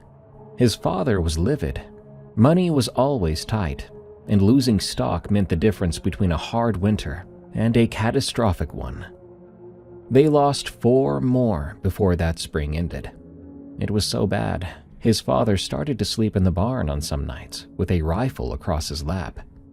But he was exhausted from working that farm all day and invariably dozed off. So he never saw anything. The killings stopped as summer came on, and everyone tried to move on and forget about it. But then spring of 1952 arrived. 2 sheep died in the first week. Teddy wrote that his parents tried to reassure themselves that it wouldn't be as bad as the year before. Maybe it was a different pack this time, smaller and less aggressive. So his father reinforced some fenced sections and moved the flock to higher pasture. For 3 weeks after those first 2 kills, nothing else happened. The family began to relax. Maybe the worst was over. Then came the morning of May 8th, 1952. Teddy's father went out at dawn to check the sheep like he did every morning. He was gone longer than usual. When he came back to the house, his face was gray and he couldn't seem to speak properly. He just gestured for them to follow him. Teddy wrote that he'd never forget walking out to that pasture. The sun was just coming up, mist still hanging in the low spots, and at first he couldn't make sense of what he was seeing. There was white everywhere, scattered across the grass, and it took him a moment to realize it was wool. Then he saw the bodies. 47 sheep dead, nearly a sixth of their entire flock, torn apart in a single night. They were scattered across the pasture in clusters, throats torn out, some of them ripped open. The violence of it all was staggering. This wasn't typical predators feeding. This was slaughter for its own sake, something that did it and kept doing it all in the same night because it enjoyed it. The remaining sheep were huddled in the far corner of the pasture, pressed against the fence, making sounds Teddy had never heard sheep make before. They were scared. Teddy wrote that the smell hit him, blood and torn flesh and something else, that same musky wrong smell that he would later find in the trap. It made his stomach heave. He turned away and had to throw up in the grass while his father walked deeper into the carnage. The bodies weren't just killed, I'm telling you they were destroyed. Some had been nearly torn in half. Others lay in pieces, scattered as if whatever did this had flung them around in rage or play. Maybe it was both. The ground was churned up, great gouges in the earth where something had run and turned and run again, and the tracks were everywhere. Too big for canine prints, crisscrossing the pasture in patterns that suggested planning and coordination. His mother sat down in the grass and did not get up for an hour. His father walked through the carnage counting bodies, his lips moving silently. Margaret was crying, and Frank just stood there with his hands clenched into fists, his jaw working like he wanted to scream but couldn't make the sound come out. Teddy wrote that this was when he and his siblings started to realize their parents weren't going to be able to solve this problem, at least not on their own. His mother and father were both in their 40s then, which was older than you'd think for farmers back in the day. They had started their family late and had worked themselves nearly to death getting that farm established. By the time Teddy was 12, his father had a bad back and horrible knees, and his mother's hands were so arthritic she could barely hold a knife to cut vegetables for dinner. They were tough people. Don't get me wrong, Teddy made that clear. But they were worn down. And now, this 47 sheep in one night. It would take years to recover from a loss like that, if they ever could. The farm was all they had, and it was dying, no, being killed right in front of them. It took 3 days to deal with all the carcasses. The meat was already spoiling and unusable. They dragged the bodies into the woods in shifts. Exhausting work that left them all hollow-eyed and silent. The buyers who were supposed to come in June canceled when word got out about the losses. The bank started to send letters about their mortgage. So Margaret, Frank, and Teddy held a meeting in the barn one evening after dinner. They decided they would try to handle it themselves. Their parents were broken by what had happened. Their father barely spoke anymore, just going through the motions of farm work, like a man sleepwalking. Their mother's hands shook constantly now. But they were young. They could go without sleep easier. And they had something their parents didn't have anymore. The energy that comes with youth and desperation. These kids were terrified they would lose their home, that they'd end up in the city somewhere, and that their parents would have to start over, even though they were too old to do so. That meant they would likely have to rely on charity if the worst happened. It sounds dramatic, but Teddy wrote that this was a real possibility in their minds. 47 sheep in one night meant they were already ruined unless they could stop whatever was doing this. Their plan was pretty simple. They would take turns staying up at night, watching the flocks from different vantage points around the property. They would set traps along the tree line where the wolves seemed to be coming from. They would do it quietly, without telling their parents, because they knew their father would tell them they were being foolish and order them back to bed. Better to just fix the problem and present a dead wolf as proof. Frank was good with traps. He had been catching rabbits and the occasional fox for years, running a trap line in the woods for extra money. He set up 6 leg-hold traps in spots where he found tracks, big canine prints that pressed deep in the soft earth near the forest edge. Teddy's job was to check these traps every morning before his father woke up. Margaret, being the oldest and the best shot of the 3, took their father's old Winchester and spent nights watching from the hayloft of the barn, which had a clear view of the main pasture. For a week, nothing happened. The traps stayed empty. No more sheep died beyond the original 47. Teddy wrote that they started to think maybe the wolves had satisfied themselves with that massacre. Maybe they had moved on. But then, on a Tuesday morning, Teddy found something in one of the traps.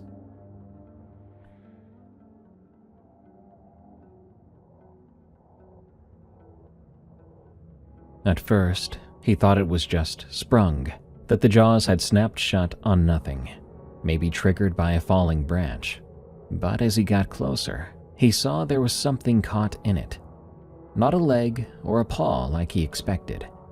It was a piece of cloth, dark fabric that looked like it had been torn from a larger garment, and stuck in the fabric were several long, coarse hairs, gray and black. Teddy knelt down to examine it, and that's when he smelled something that made his stomach turn. That smell I mentioned before. It wasn't the smell of an animal exactly. It was muskier and sharp, mixed with something else he couldn't identify, but reminded him of the way the air smells right before a bad storm. He pulled the fabric free from the trap and shoved it in his pocket. Then he reset the trap with shaky hands. He didn't tell anyone about it at first. He wrote that he didn't know what to tell them yet. A wolf wearing clothes? It was stupid. He would sound crazy.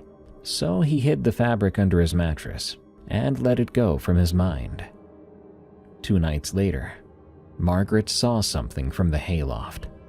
She came back to the house at dawn, and Teddy wrote she looked like she had aged 5 years in one night. She was pale, and there was sweat on her forehead, even though the morning was cold. She made Teddy and Frank come outside with her before their parents woke up, leading them out behind the equipment shed where no one could overhear.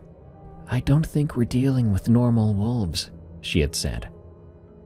She told them she'd been half asleep around 3 a.m. when movement caught her eye. Something was coming out of the forest, moving along the tree line toward the pasture. She grabbed the rifle and watched through the scope, waiting for whatever it was to come into the moonlight where she could get a clear shot. What she saw still didn't make sense to her, even hours later as she was telling them about it. The shape was wrong. It moved on 4 legs, but not like any wolf she'd ever seen. Its movement was erratic, and when it reached the fence line and paused, sniffing the air, she watched it stand up. Not like a dog standing on hind legs to peer over something. It had risen up on 2 legs smoothly and naturally, until it was standing like a man, at least 6 feet tall. Its front legs became arms, and she could see in the moonlight that its hands had fingers, long fingers that flexed and grasped the fence post. Margaret froze. She'd had the rifle trained on it, her finger on the trigger, but she could not make herself fire. She kept thinking she was seeing it wrong, that the moonlight was playing tricks. The thing stood for a while, before finally dropping back down to all 4s. It then moved along the fence line until it disappeared back into the trees. Teddy mentioned here that she explained that she wanted to shoot it and kill it, but with it being no normal wolf, she was scared that if she shot it and she missed or didn't kill it, then she might have been the next thing to be torn apart in the field. Frank didn't believe her story. He said she had fallen asleep and dreamt it all, or misidentified a bear. Bears could stand up like that. But that's when Teddy pulled out the fabric he'd found in the trap and showed it to them.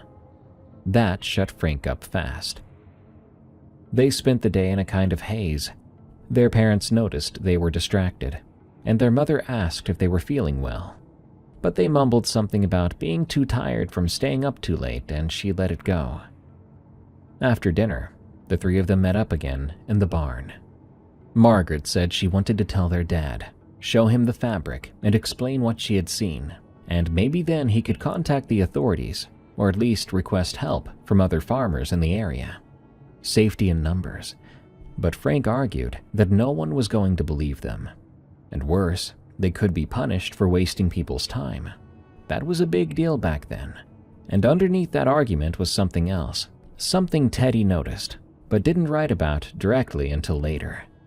But they were all terrified that what Margaret had seen was real. And if it was real, telling adults about it would not make them safer. It would just mean admitting that something impossible had killed 47 sheep in one night, and admitting that felt like surrendering to it. They decided to keep watching, but together now. No more solo vigils. They would work in pairs at the very least, rotating so someone always got sleep. And they would bring weapons, not just the rifle, but knives, an axe, anything that might help if something came at them. But the rest of that spring passed. They saw nothing else, but they kept watching anyway, unable to stop. The image of those 47 dead sheep would never leave their minds. Summer came, hot and dry, and still they took turns watching from the barn at night. Their father noticed they were tired all the time, but didn't say anything. He had given up trying to understand what was happening. Then came August. 2 more sheep died, found torn apart in the south pasture. And then came the night in mid-August, when all 3 of them were watching from the barn loft. It was Frank's idea. He'd said if something was smart enough to avoid them for months, maybe it would be bolder if it thought no one was there at all. So they made a show of going to bed early, sneaking back out after their parents went to sleep. They saw it around midnight. Not one shape either, but three, emerging from the forest. These three figures moved in a line, low to the ground, and even from a distance, Teddy could tell these were not normal wolves, just as Margaret had claimed. Their movements were coordinated and yet sickly looking. They made it to the fence, and he watched as all three of them stood up together the way Margaret had described. In the moonlight, he could see it. They were shaped more like men, but covered in fur, with heads that were too long, and faces pushed forward into snouts filled with teeth. Their hands gripped the fence posts, and Teddy wrote that he could hear them, a low rumbling sound that might have been some sort of communication. One of them vaulted the fence in a single leap. The other two followed. They moved toward the huddled flock with horrifying speed. Margaret shot then. The rifle fired and cracked across the valley, and all three of the shapes wheeled toward the barn. For a moment, the three of them stood there perfectly still, staring directly at the hayloft, where Teddy and his siblings were hiding. The creatures knew where they were. But then, they bolted, not running back toward the forest, but scattering in different directions, like some sort of escape that they had planned. The house lights came on then. Their father came running out in his nightclothes, rifle in hand, shouting. Margaret was trembling so much, she dropped the Winchester. Frank had to grab it before it fell out of the loft. Teddy wrote that he couldn't move at all then. He stood there watching the trees, watching for movement, convinced those things were going to circle back and hunt them down. The next hour was chaos. Their father was furious that they'd been sneaking out. Their mother was crying, worried sick that they'd been hurt or had hurt themselves with the gun. Margaret tried to explain what they'd seen, but she was crying too, and their father cut her off, saying she had seen wolves and let her imagination run wild with it.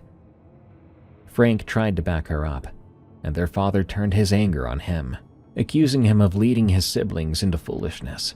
You should understand that back then, the eldest son of the house would often be considered the leader of the household in absence of the father. So ultimately, the responsibility for this situation rested with Frank, according to their father. Teddy didn't say a word. He had learned young that when adults were angry, silence was safest. But he watched his father's face as Margaret kept insisting, kept trying to describe what they'd seen, and he noticed something. Just for a moment, something in their father's expression had changed. The anger fell away and something else showed through. Something that looked like recognition and fear. But then the anger came back, and he ordered them all to bed, telling them if he caught them pulling a stunt like that again, there would be hell to pay. In their shared bedroom, Frank whispered that their father knew something. Margaret agreed, but what were they supposed to do? Ask him? He would just make it clear that the topic was closed. They slept badly that night, all three of them.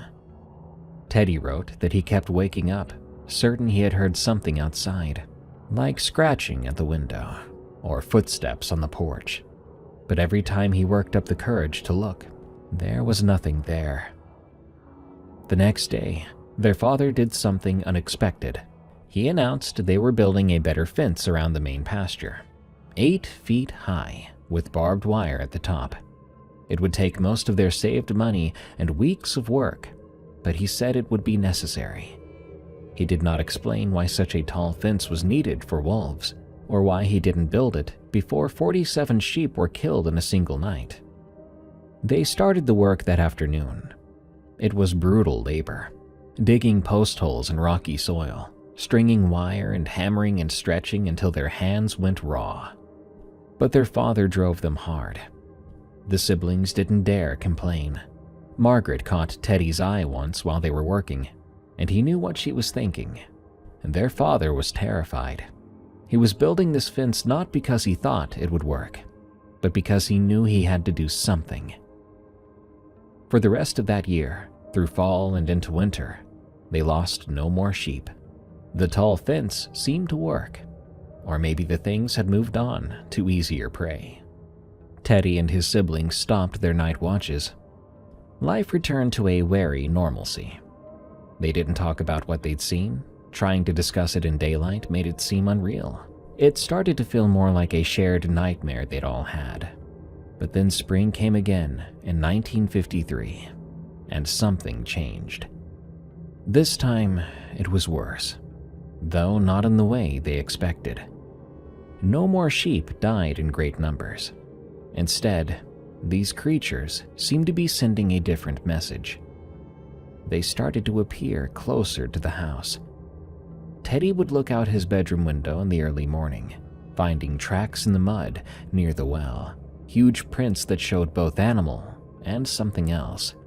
Margaret found scat on the porch steps, left on purpose it seemed, where the family would have to step over it or on it. They discovered claw marks on the side of the barn, long gouges in the wood that were too high up to be from any normal animal. These things were getting bolder. Maybe they'd always been bold, but now they were just making their presence known more obviously. And it was obvious then they were clearing that 8-foot fence like it wasn't even there. Though they didn't take any sheep. They were just leaving signs or warnings. Tracks circling the chicken coop, a dead rabbit left on the doorstep, throat crushed, scratches on the window frames. Teddy's father stopped talking as much again. He took to standing at the window a lot, staring out at the tree line, and Teddy wrote that he swore he heard his father say once to his mother, "They're playing with us now." His mother had put her hand on his shoulder and replied, "We'll manage." But even she sounded like she had stopped believing it. Margaret was 18 then, old enough that she should have been thinking about leaving for college or getting married, making a life for herself away from the farm. But she stayed, and Teddy knew it was because she could not abandon her family. Frank had grown tall and strong, nearly a man, but Teddy could see the fear in him too. Everyone in that house had changed since the morning they'd found 47 dead sheep. They startled at shadows, and they didn't like to go outside alone after dark. In early April of 1953, Frank found tracks near one of the equipment sheds, deep prints in the soft mud that had been disturbed by rain the night before. He showed them to Teddy and Margaret without telling their parents. The tracks were huge, bigger than any wolf, and they showed claws and pads, but also something at the back of the heel that looked almost like a human foot. They led from the forest, circled the shed 3 times, then went to the house. The 3 siblings followed them. The tracks went around the entire house, stopping at every window before heading back to the trees. Frank, looking and sounding serious and scared, said, "They're getting closer to our house, and they're not even pretending to hunt anymore."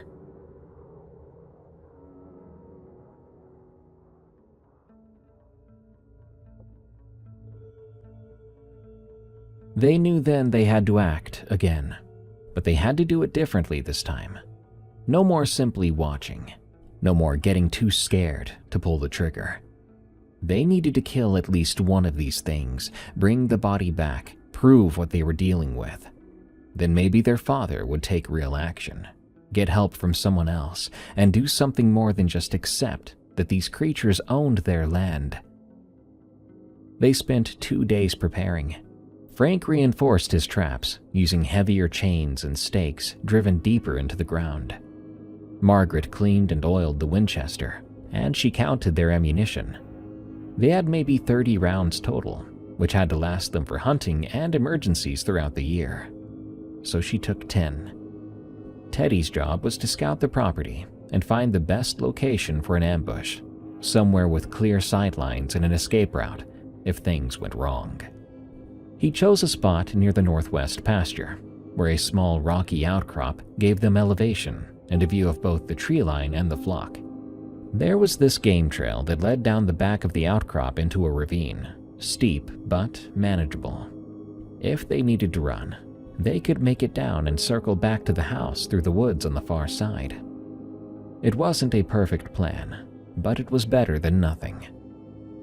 They told their parents they were going to spend the night in the barn again, keeping watch over a ewe that looked ready to lamb. Their father just nodded, never even looking up from the harness he was mending. Their mother packed them some bread and cheese wrapped in cloth. Teddy wrote that she held onto his hand for an extra moment when she gave him the food, looking at his face like she was trying to memorize it, but she didn't say anything else. He wrote that he thinks they knew what the kids were doing, but maybe letting them go was like asking for help without saying it. They waited until full dark before heading out to the outcrop. The moon was a thin crescent that night, which meant they would need to rely on starlight and their eyes adjusting to the darkness. Frank carried the axe, Margaret the rifle, Teddy a hunting knife, which belonged to their grandfather, a wicked thing with a 6-inch blade that was still sharp enough to shave with. They settled into positions on the outcrop and waited. Hours passed. The temperature dropped, and Teddy's fingers went numb, even though he kept flexing them. He could hear sheep in the pasture below, their occasional bleating and the rustle of wool as they moved against each other for warmth. An owl called from somewhere in the woods, and much later, a coyote answered from miles away. Around 2 a.m, the sheep started to shift. It wasn't panic, not yet, but Teddy could hear the change in their movement, the way they began to cluster together. Margaret saw it first. She touched Frank's shoulder and pointed toward the tree line. 3 shapes emerged from the darkness between the pines. They moved low and fast, and even though Teddy had seen them before, seeing them again made his breath catch in his throat. They were wrong in ways his mind did not want to remember. When they moved on 4 legs, they looked almost like wolves, but far too big and much too distorted. They moved with intelligence that no animal should have, pausing to sniff the air, communicating with each other through subtle movements and sounds too low for Teddy to hear more than a rumble. They reached the fence and stood up, all 3 of them rising to their full height. Teddy could see their faces now.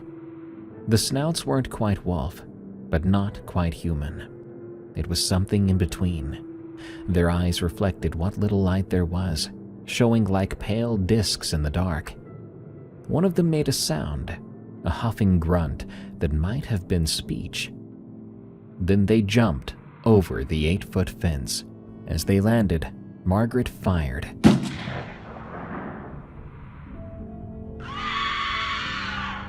The muzzle flash lit up the night, and the crack of the rifle shot echoed off the valley walls.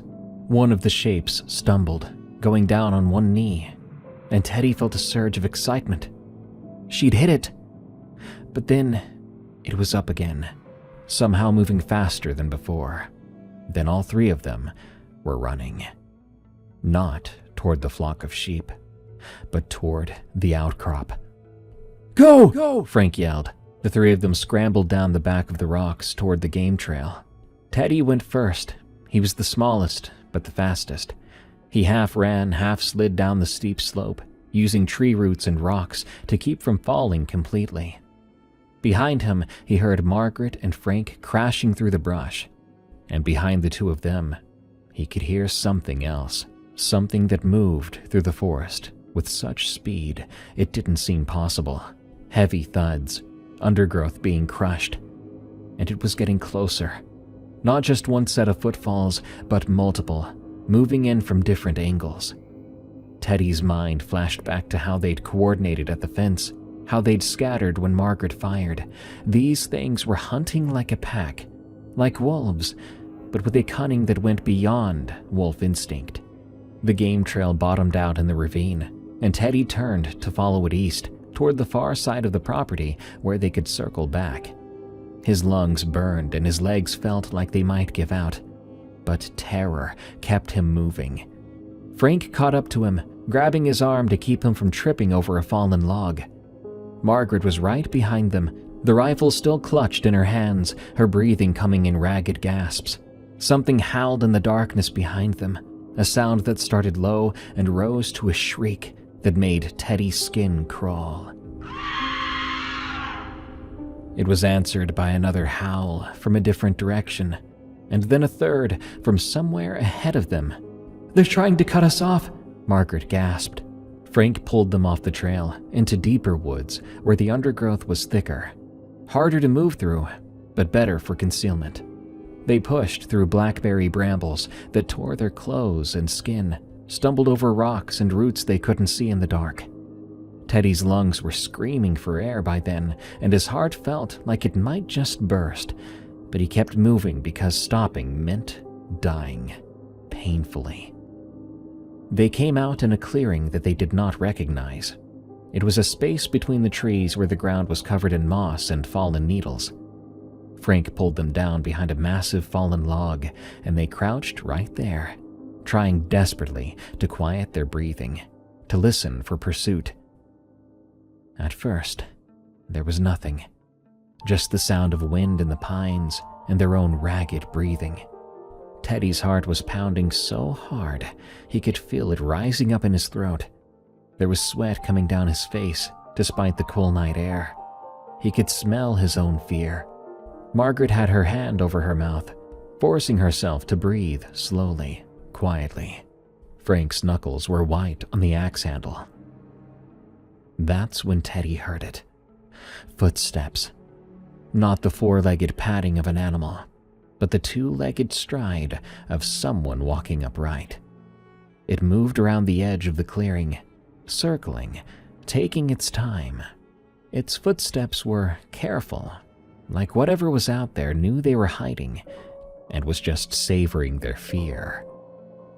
Teddy risked a look over the log.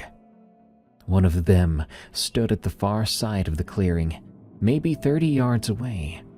It was fully upright, and in the faint starlight, Teddy could see its shape more clearly than he ever had before. It was tall. This one had to be at least 6.5 feet. It had broad shoulders and long arms that ended in those horrible hands. Its head turned slowly, scanning the entire clearing, and Teddy saw its profile. The elongated snout, the pointed ears, the ridge of fur along its spine that bristled as it moved. It sniffed the air, long and deep, and Teddy knew it could probably smell them. It probably already had, likely before they ever entered the clearing. He could see Margaret next to him, the rifle raised, her hands shaking so bad the barrel was shaking too. Frank had the axe gripped in both hands now. The thing took a step into the clearing, then another. It was moving toward their hiding spot, with the certainty of something that knew exactly where they were. It was simply choosing when to strike. Teddy felt his bladder loosen. There was something warm on his leg then, but he was too terrified to feel shameful about it. Then, from somewhere in the distance, a sound cut through the night. A gunshot, followed by another and another. Their father's rifle firing from the direction of the house.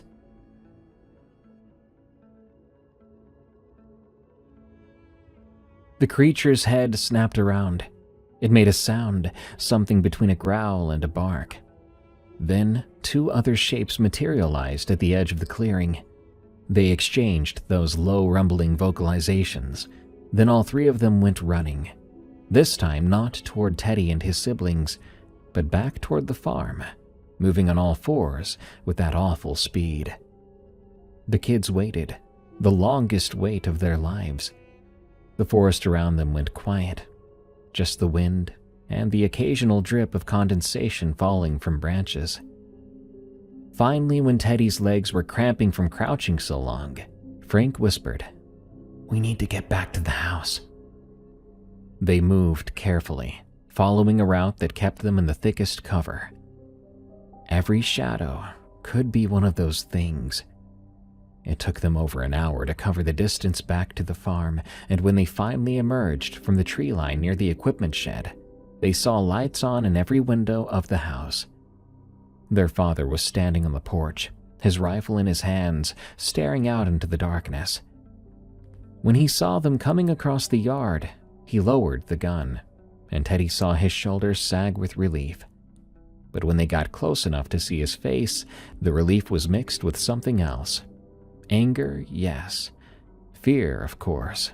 But something that made Teddy think their father was afraid they had been killed. "Inside," he said. "Now." Their mother was in the kitchen, looking extremely concerned. She grabbed each of them in turn, checking them for injuries, then just held on to Teddy for a long time, all while he tried not to cry.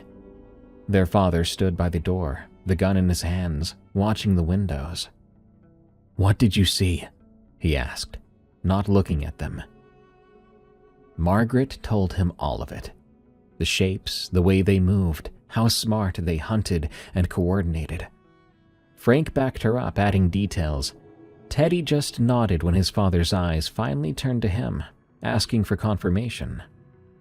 When they were done, their father set the rifle down and sat heavily in one of the kitchen chairs. He looked old suddenly, older than Teddy had ever seen him. Their mother put a hand on his shoulder, and he covered it with his own. "I'd hoped they'd moved on," he said quietly.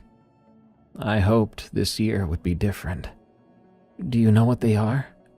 Margaret asked. Their father nodded slowly. "My father, your grandfather, saw them too.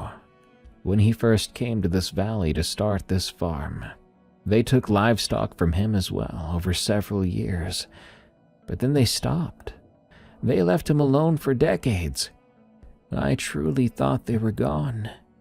Thought they died out or moved on." He looked over at the kids. His eyes looked haunted. "When they came back in 51, I told myself it was just wolves, that we could handle it. Even after last spring, after that massacre, I tried to convince myself a fence would be just enough, that they would move on this time too." He shook his head. "I should have left then. I should have packed us all up, moved us somewhere else, but this farm, it's all I know, all we have." "What are they?" Frank asked. Their father shook his head. "Don't know. My father didn't know either. He had a theory that they were men once. Maybe they've been cursed or got a disease, or maybe they're just wrong somehow. But he never got close enough to be sure. He told me that if I ever saw them, I should take you kids and leave immediately. Don't try to fight them. Don't try to understand them. Just leave." "But you didn't," Margaret said. No, I didn't." He stood up, went to the window, and looked out. "But I will now. We'll start packing tomorrow. We'll go to Seattle, find work in the city. Your mother has family there. They'll help us get started." "What about our farm?" Teddy asked. "And the sheep?" "Damn the sheep," their father said. Teddy had never heard him swear before. "Damn the farm. I won't lose you kids to those things." They didn't sleep that night. They sat together in the living room, their father and Frank taking turns watching the doors and windows while the sky slowly lightened toward dawn. Teddy dozed off a few times, jerking awake whenever he heard a sound, but real sleep wouldn't come. When morning finally arrived, a pale and gray morning at that, their father went outside to check the property over. He came back 20 minutes later.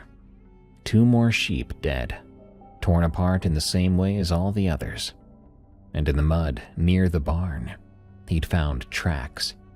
Not like the wolf prints they'd seen before, but these were fully human tracks, bare feet pressed deep into the soft earth.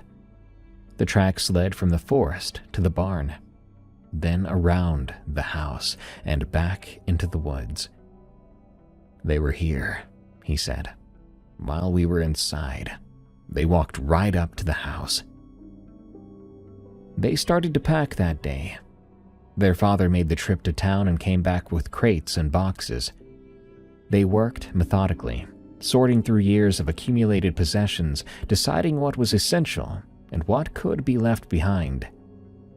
Their mother cried quietly as she wrapped her dishes in newspaper.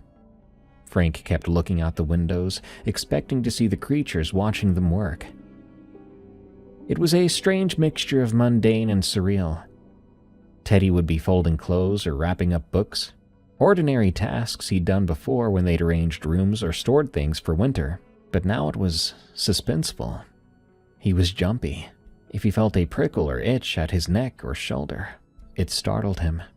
Every shadow that passed over a window made his heart go wild. He would look up and see Margaret standing frozen, staring at nothing, and he knew she was thinking the same things, that those things could come back any time, that they may not wait for nightfall. Their father had loaded the rifle and the shotgun both, kept them leaning against the kitchen wall where he could reach them quickly. But Teddy noticed his father's hands shook when he picked them up to move them out of the way. Margaret had fired at them twice now, and they didn't seem to do much. If those things decided to attack, decided that they'd had enough of this game they were playing, no amount of ammunition would save them. Frank found their father sitting on the porch that afternoon, taking a break, just staring out at the forest. Frank told Teddy about it later, said that their father had tears in his eyes, but wasn't making any sound. When Frank asked if he was all right, their father had said, "I failed you. I raised you all out here, and I failed to keep you safe." Frank didn't know what to say to that, so he just sat with him until their mother called them back in. The endeavor was not a single-day thing. It took 3 days to pack up their lives. 3 more days during which they saw no sign of those creatures, heard no unusual sounds from the forest. The sheep huddled nervously in the pastures, but nothing came for them. It was a relief, but still a nervous one. Margaret barely slept at all with their remaining time in that house. Teddy would wake up in the night to use the outhouse and see light under her door, hear her moving around in there. One time he knocked softly and asked if she was okay. She opened up the door just a crack. Her eyes were red-rimmed and wild. "I can't sleep," she whispered. "I'm afraid if I close my eyes too long, I'm going to see them standing there." Their mother tried to maintain normalcy. She cooked meals at regular times and made them sit down together to eat.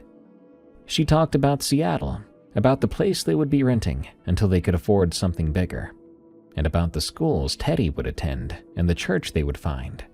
But her voice would trail off mid-sentence sometimes, and she would just stare at her plate, her fork halfway to her mouth like she'd forgotten what she was doing. On the second night, Teddy woke up to find Frank sitting on the edge of his bed, that axe across his knees, watching the door. "Can't sleep," Frank said when he noticed Teddy was awake. "Don't know what they are. What kind of wolf walks on 2 legs?" "They're not wolves," Teddy told him. "I know," Frank replied. "That's why I'm so scared." The two of them stayed up together until dawn, taking turns watching the door and the window. Nothing happened, but that anticipation was its own kind of torture. One time, Teddy found himself wishing the things would come back just so the waiting would be over. But he felt sick for thinking that way, because if they did come back, it might be to finish what they'd started.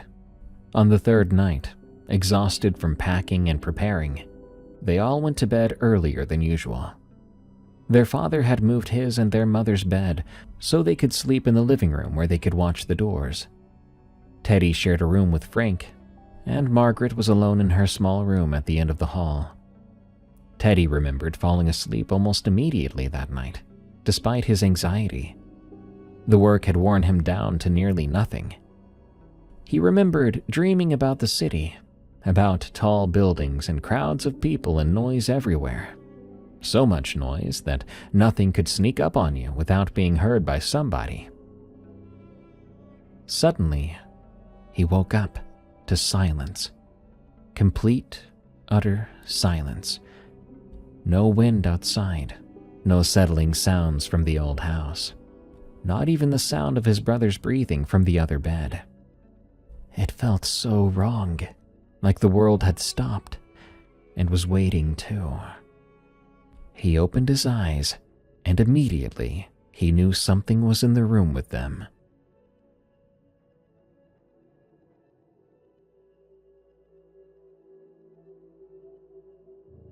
It was standing between the two beds, just standing there, a shadow darker than the darkness. Teddy's eyes were adjusted enough to the gloom that he could make out its shape.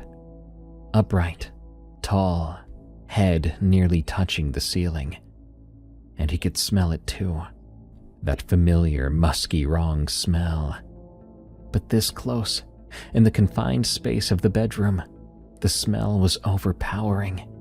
It filled his nose and throat and made him want to gag, but he couldn't. He couldn't move, and he couldn't make a sound. He wanted to scream, but his throat closed up. He wanted to move his body, but he was frozen, every muscle locked up in terror. He could only lie there and watch as this thing took a step closer to Frank's bed, leaned down, and Teddy heard it sniff, long and slow, smelling his brother. The sound of it breathing was wet, rough even, like something was wrong with its lungs or throat. Frank, however, was asleep, or maybe he was awake, frozen in terror like Teddy. Either way, he didn't make a sound as that creature sniffed at him, as it reached out one of those terrible hands and held it inches above Frank's face. Its long fingers spread and flexed. In the faint light from the window, Teddy could see the claws, curved and dark, hovering over his brother's closed eyes.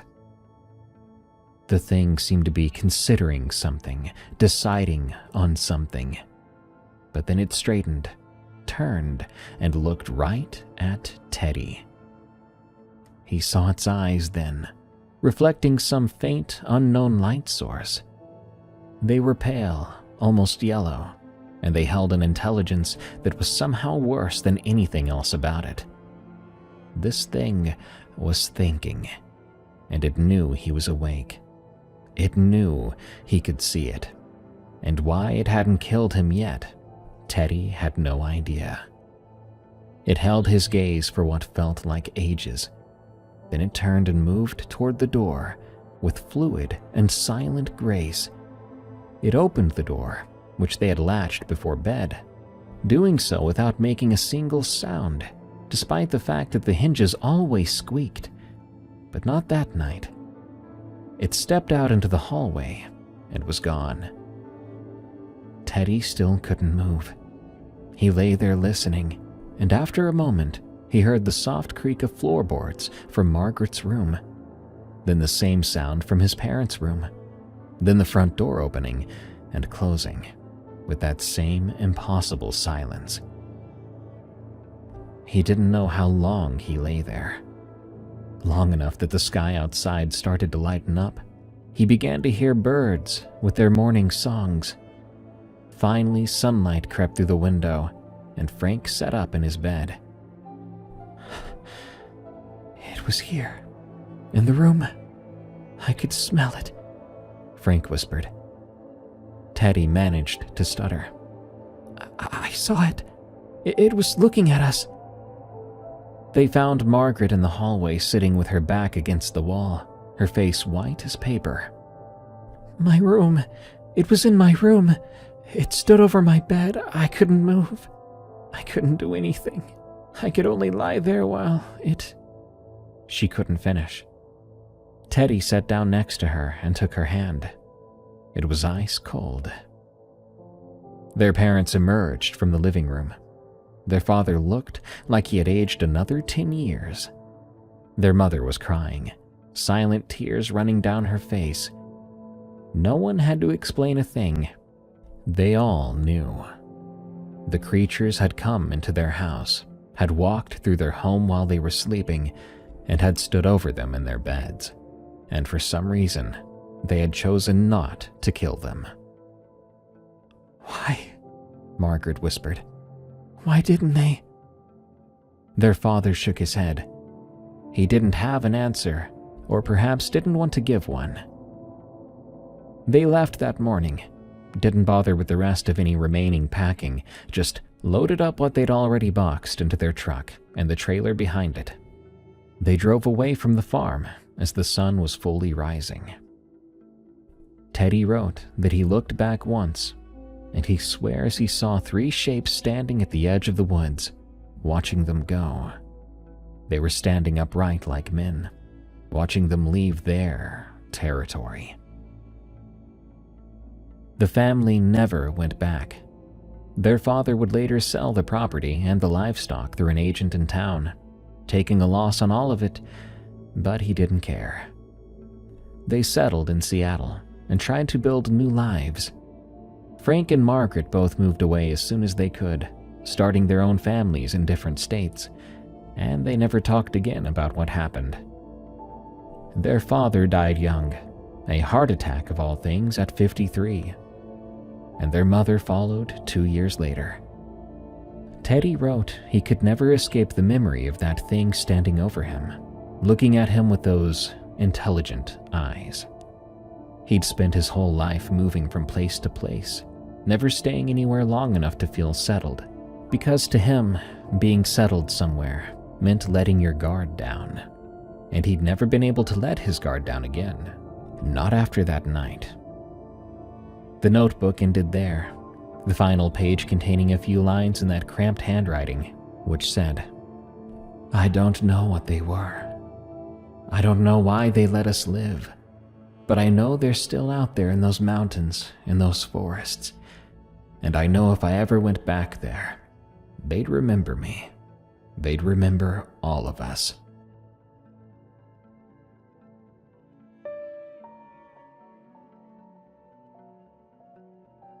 I put the notebook back in the shoebox, back in that closet.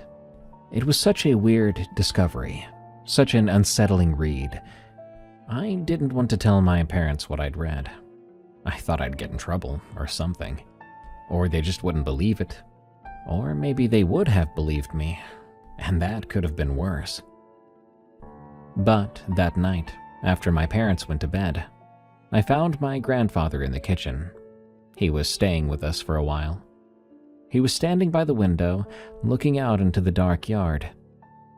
"Couldn't sleep?" I asked. "It never comes easy," he said, not turning around. "You find anything interesting in Teddy's apartment?" I hesitated. "Just old photos and a notebook." He was quiet for a moment, then said, "He kept a lot of things he shouldn't have. Can I ask you something?" He looked at me with a raised eyebrow. "Sure thing. I'm not really busy at the moment," he smiled. "Why did you guys move away from the farm back then?" He suddenly inhaled sharply, but then swallowed before saying, My father thought it was time. Look, some places aren't good for raising kids, you know? Too isolated. Too much can go wrong when you're far away from society." "Did something go wrong out there?" He stared at me, probably realizing he was failing to steer this conversation elsewhere. But then I saw something I'd never seen before. A look in his eyes, something stern and cold. "Son, there are things you don't talk about. The kinds of things that don't get better with talking." He walked past me to the back door, checked the lock, then checked it again. "Go on to bed now. We've got a long drive tomorrow," he said. I felt like I was stepping on his toes, so to speak, and I didn't want my own grandpa mad at me. So I stopped asking about it, and I never brought it up again. I mean, sure, part of me wanted to press him on it. I wanted to know if what I found in that notebook was real, or just Great Uncle Teddy's creative writing, which wasn't something he was known for. But that look in his eyes that night told me everything I needed to know. That was a door he was going to keep closed. Years later, I found myself thinking about that a lot, about the way my grandfather had looked out that window. Was he watching for something? In fact, he reminded me of Teddy in ways. He always triple-checked the locks before bed, every night, according to my mom, in every house he ever lived. In fact, my mom once told me he would sometimes wake up in the middle of the night and just stand in the hallway, listening. She asked him once what he was listening for, and she told me he said, "Nothing. Just making sure there's nothing." Well, that was over a decade ago. My grandfather passed away in 2009, and at the funeral my mother talked about what a careful man he'd been, protective and always aware of his surroundings. She said it probably came from his time in Korea, the way soldiers learned to stay alert. But I remember that notebook back in Teddy's closet. I knew about 3 kids trying to save their family's farm from something that should not have existed. Margaret, the oldest, who fled to California and never spoke to her family again. Teddy, the youngest, who spent his entire life moving from town to town, never staying anywhere long enough to feel settled. And Frank, the middle child, who came back from war and built a normal life, raised a family, worked a steady job, and checked every lock in the house 3 times before bed. Rest in peace, Grandpa Frank. I hope whatever you were listening for finally stopped looking for you.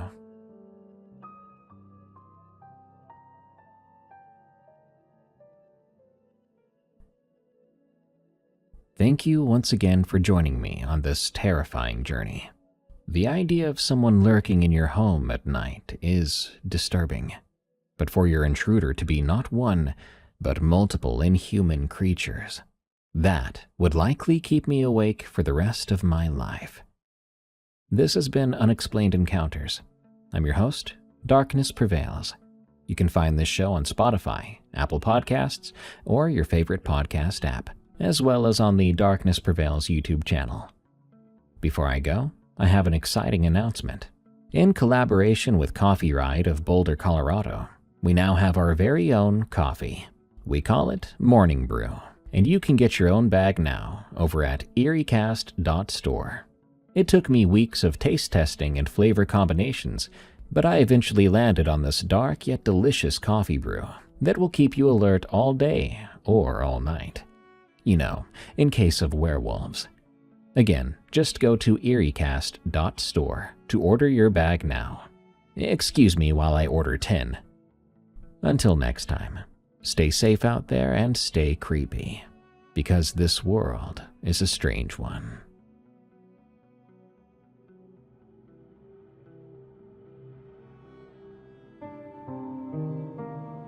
As a horror narrator, sometimes a story gets sent to me that's a bit too short or a bit too long, so it's hard to fit into an upcoming script. And because of that, sometimes it sits in my inbox for weeks, months, even years, and I end up forgetting about it. This is one such story, and when I read it, I was horrified. Partially because I'd let it sit for so long, but mostly because it was marked as a true story.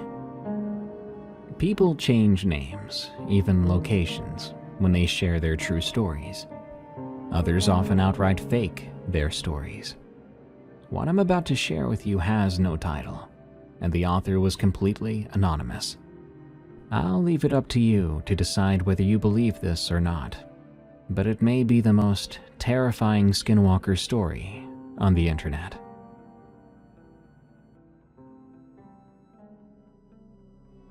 There were 2 times in my life where I was certain I was dealing with a skinwalker. Not the internet kind, not the Hollywood version. I'm talking about the real thing, the Yi Nod Lushi. The kind my grandfather warned us about when my parents weren't around. The kind that makes Navajo elders go quiet and change the subject. The first time, I was 10 years old, and it wore my dog's skin. The second time I was in my mid-20s, and it wore the skin of a man I helped rescue from the high desert outside Cortez, Colorado. I'm going to tell you both stories, because I believe they might be connected in ways I'm only now beginning to understand. They both still keep me up at night. My name is Mason. I'm Navajo on my mother's side, and I grew up splitting time between Tulsa and Window Rock, Arizona. For 15 years, I worked as a wilderness EMT and volunteer search and rescue coordinator for San Juan County. I've seen people die in the back country, and I've found bodies that had been out there for weeks. I've dealt with hypothermia, rattlesnake bites, falls from cliff faces, and one particularly bad encounter with a mountain lion. But nothing prepared me for what I found during that search in 2006. Let me start at the beginning, with the first time. I was 10 years old the summer my grandfather told me the story. This would have been 1991 in late July, hot enough that you couldn't walk barefoot on the dirt roads around Window Rock. Kent and I were staying with our grandparents for 2 weeks while our parents took what Dad called a much-needed vacation. Kent was 8 years old then, all knobby knees and questions. He'd follow me around like a shadow, trying to do everything I did. Most of the time, it annoyed me, but at our grandparents' house, I didn't mind as much. The place felt too big at night, with more dark corners and creaky boards than I cared for. Grandfather didn't tell stories the way white people do.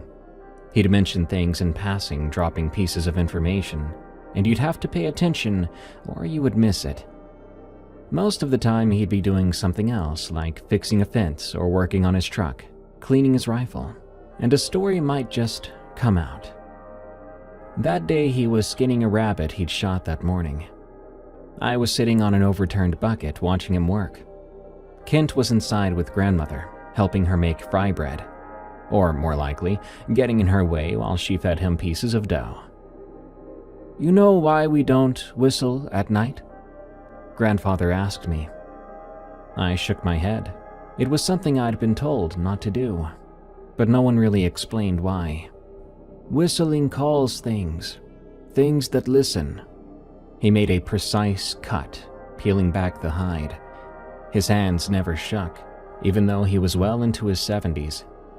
"Most of the time, nothing answers, but sometimes something does." He didn't look at me. He kept working. "My grandfather told me about a man from Chinle. This was a long time ago, before the long walk, maybe before that. This man, he wanted power, wanted to live forever and to do things normal people can't do.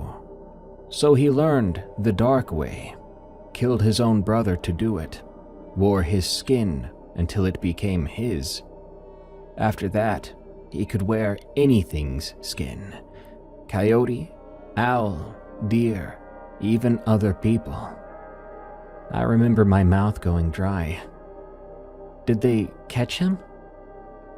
"No, things like that, you don't catch them. You avoid them. You don't say their name, and you don't whistle at night. You keep your windows closed and your doors locked, and you never invite something inside." He finally looked at me. "And if you see something that doesn't move right, that doesn't sound right, even if it looks like someone you know, you run. You understand me?" "Yes, sir." "I mean it, Mason. You see your brother, your mother, your father, and something feels wrong. You run, because it's not them anymore." He went back to the rabbit. We didn't talk about it again that day, but that night I lay awake in the small bedroom I shared with Kent, listening to every creak and groan of my grandparents' house. The window was open. It was too hot to close it, and I stared at the gap in the curtains, scared I'd see something looking back. Kent was asleep in the other bed, breathing steady. He could sleep through anything, that kid. I envied him that. And then, something scratched at the window screen. I went rigid. The scratching came again, like nails dragging across metal mesh, testing it. Then it stopped. I heard breathing on the other side of the screen, heavy and wet, like a dog had been running, but not a dog.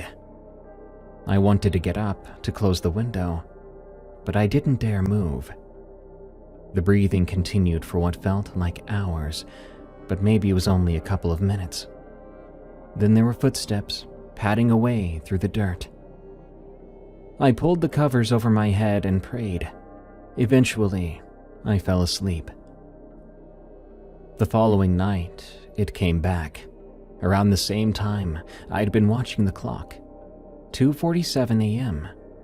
The scratching was louder this time and more persistent. There was a smell with it now, seeping through the screen. Reminded me of roadkill long forgotten in the summer sun. Kent stirred in his bed. "Mason, what's that smell?"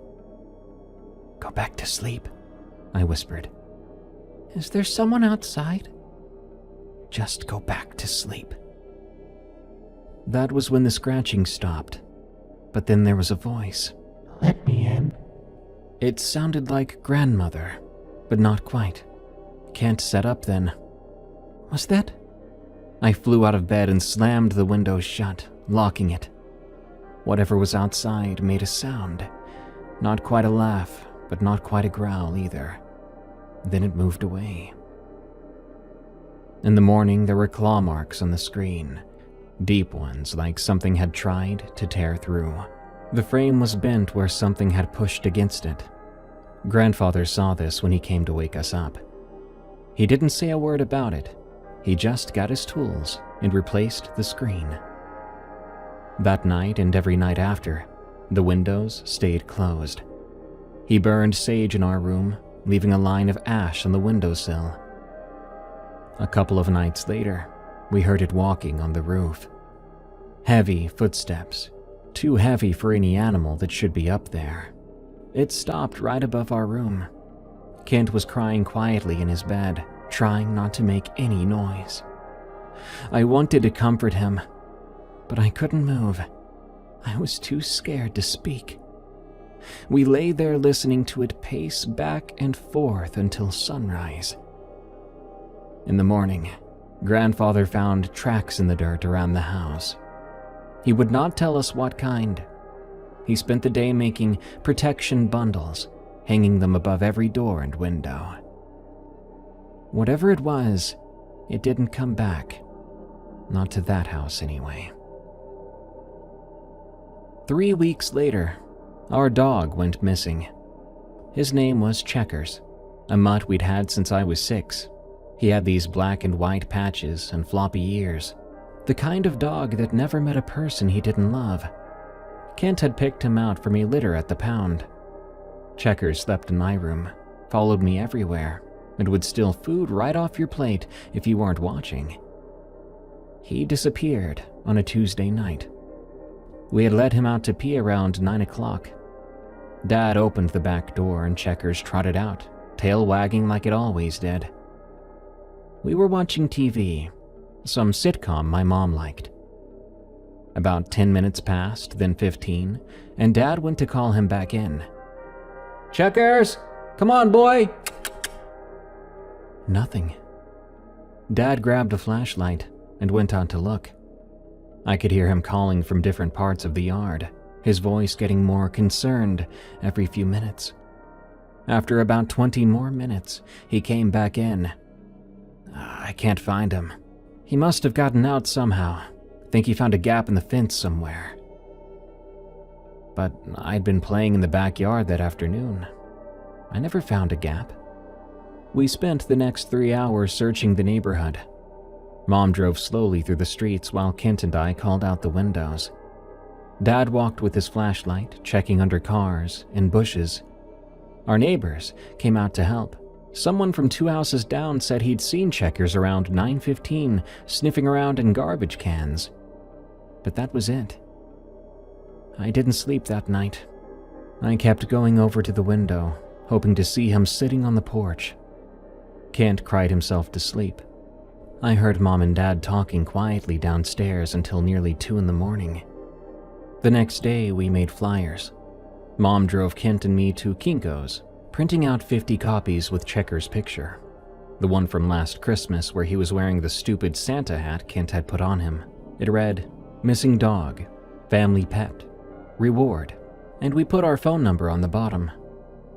We spent the afternoon putting them up, on every telephone pole, every stop sign, even the grocery store bulletin board in the vet's office.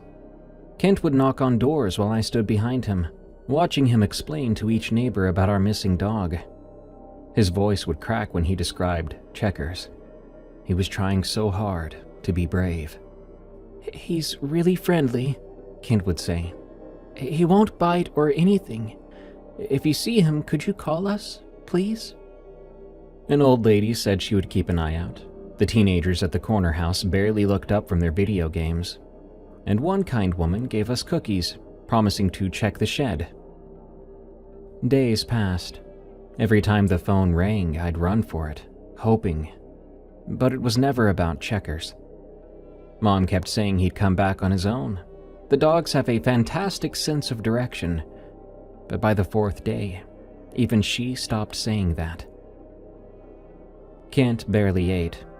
He'd sit by the back door after school, watching and waiting. I caught him leaving bits of his sandwich on the back porch. Checker's favorite, peanut butter and jelly. "He'll smell it," Kent said when he saw me watching. "He'll know we're waiting for him." A week went by. The flyers started to fade in the sun by then. Mom gently suggested maybe we should think about visiting the pound, see if there were any puppies that needed homes. Kent ran to his room and slammed the door. I heard him sobbing through the walls. Then there was the false hope. Someone called on day 10, saying she'd seen a black and white dog in the park. We ran there. Kent was still in his pajamas. But it was someone else's dog. A female with different markings. Kent's face when he realized. I'll never forget that. It was like something broke inside him. 12 days after Checkers disappeared, he came back. I was the one who found him. Early in the morning, with barely any light out, I'd gotten up to use the bathroom and happened to glance out the living room window.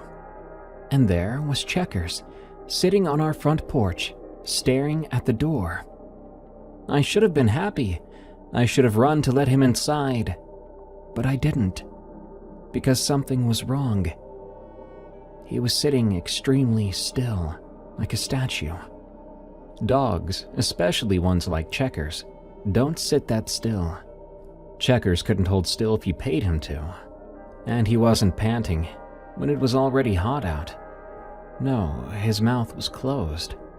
Dogs pant, it's what they do, but Checkers was just sitting there, watching the door. And he was so clean. A dog missing for 12 days should be dirty, matted up, maybe even skinnier.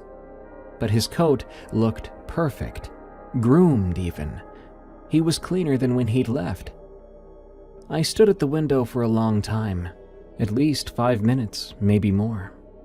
He didn't move, didn't scratch at the door, and didn't whine. He sat there staring, occasionally tilting his head, as if curious. Then Mom came down the stairs. "Mason, what are you doing up?" "Checkers is back," I said. She rushed to the window, made a happy sound, and headed for the door. I grabbed her arm. "Wait."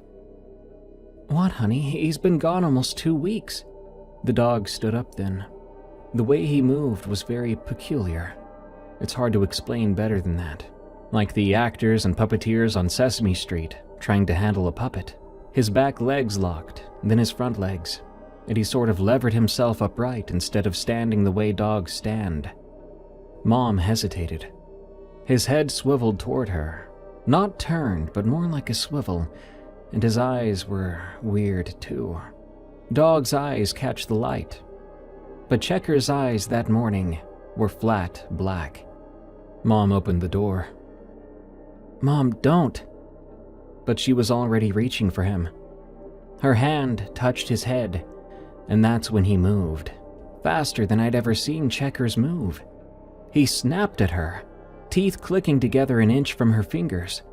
She jerked back with a yelp. "Jesus Christ!" Dad's voice came from behind us. He was on the stairs in his boxers and a t-shirt. "Back up from the door, now!" he commanded. Mom stumbled back.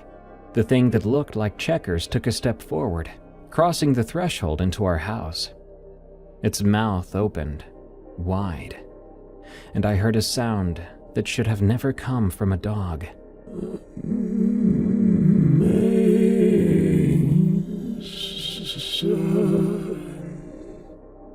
It sounded like my name. Dad grabbed the bat he kept by the front door. "Get out!" he shouted at it. The Checkers thing's head tilted the other way. Its mouth closed, and for a second, it almost looked like our dog again. Then it turned and walked off the porch. It was in no hurry. It just walked slowly. I watched it stop at the edge of our yard, and it tried to stand up. And I mean stand up, like a person, on its hind legs. It got about halfway, front paws hanging down, wobbling like it was trying to remember how to balance itself. It held that position for about 3 seconds, this horrific half-standing thing, before dropping back down to all fours. Then it ran, normal dog running, clearing the neighbor's fence in one bound and disappearing between the houses. We stood there in the doorway, the three of us, not saying anything. Kent showed up a minute later, rubbing sleep from his eyes. "What's going on?" "Nothing," Dad said. His voice was steady, but his hands were shaking. "Go back to bed." "Was that Checkers?" He'd seen it. Of course he'd seen it. "No," I said.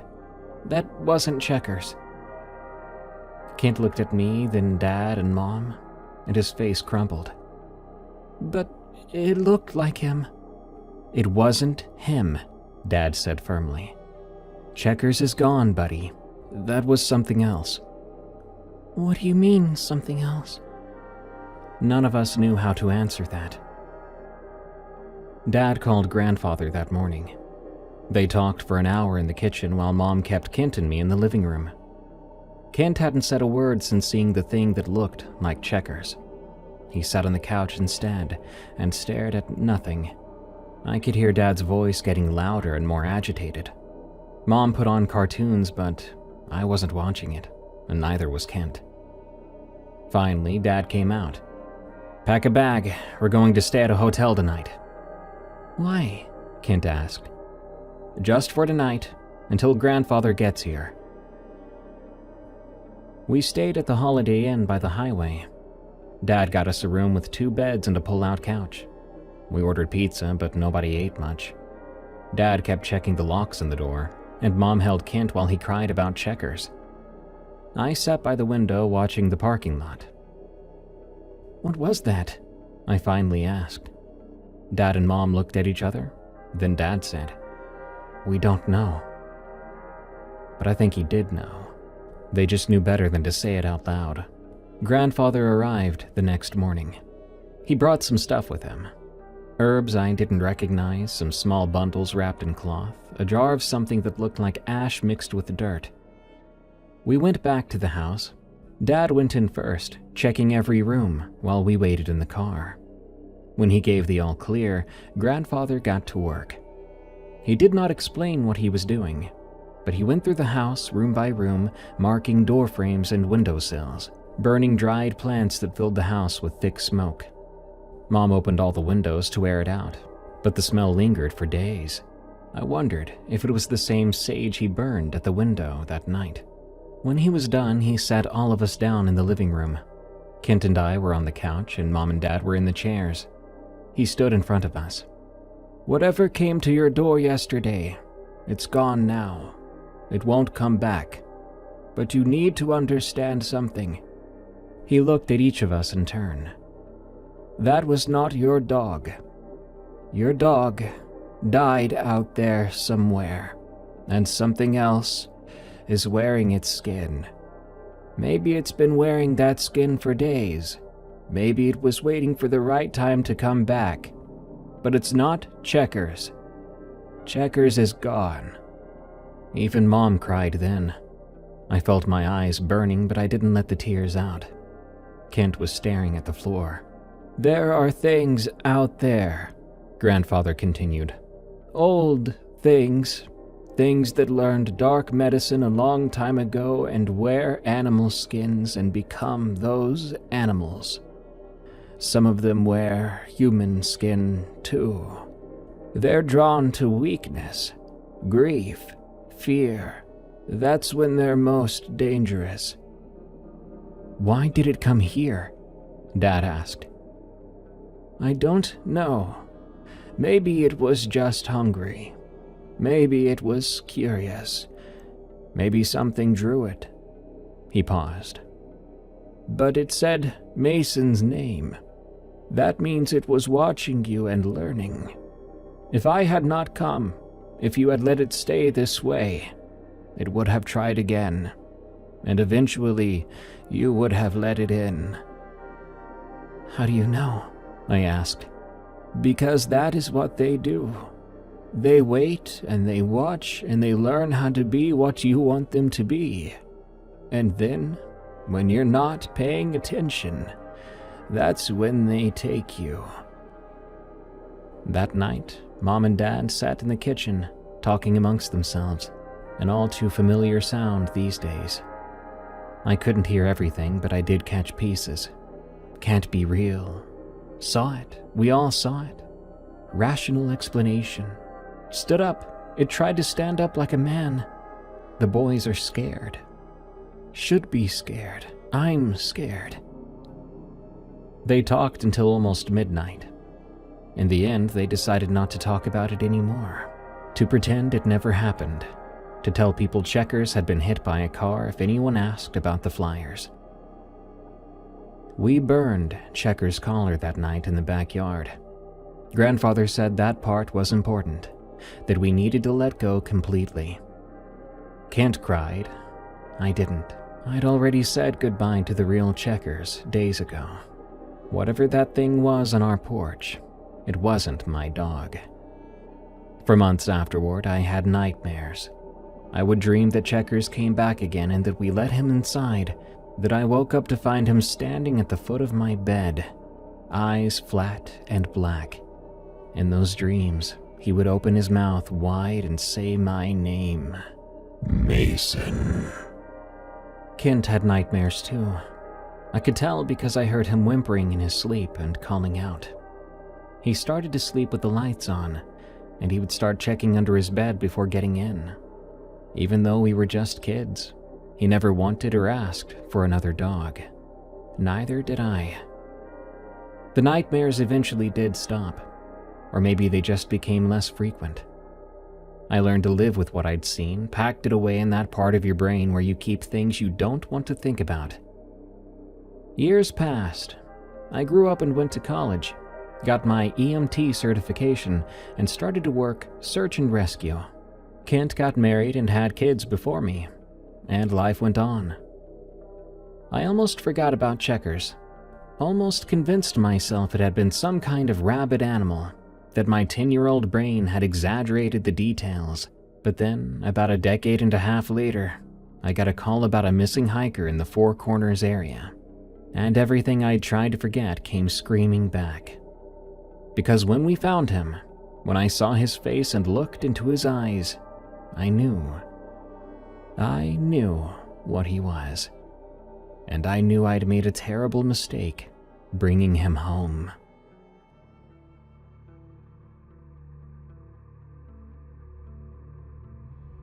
The call came in at 4:47 a.m. on a Saturday in October 2006.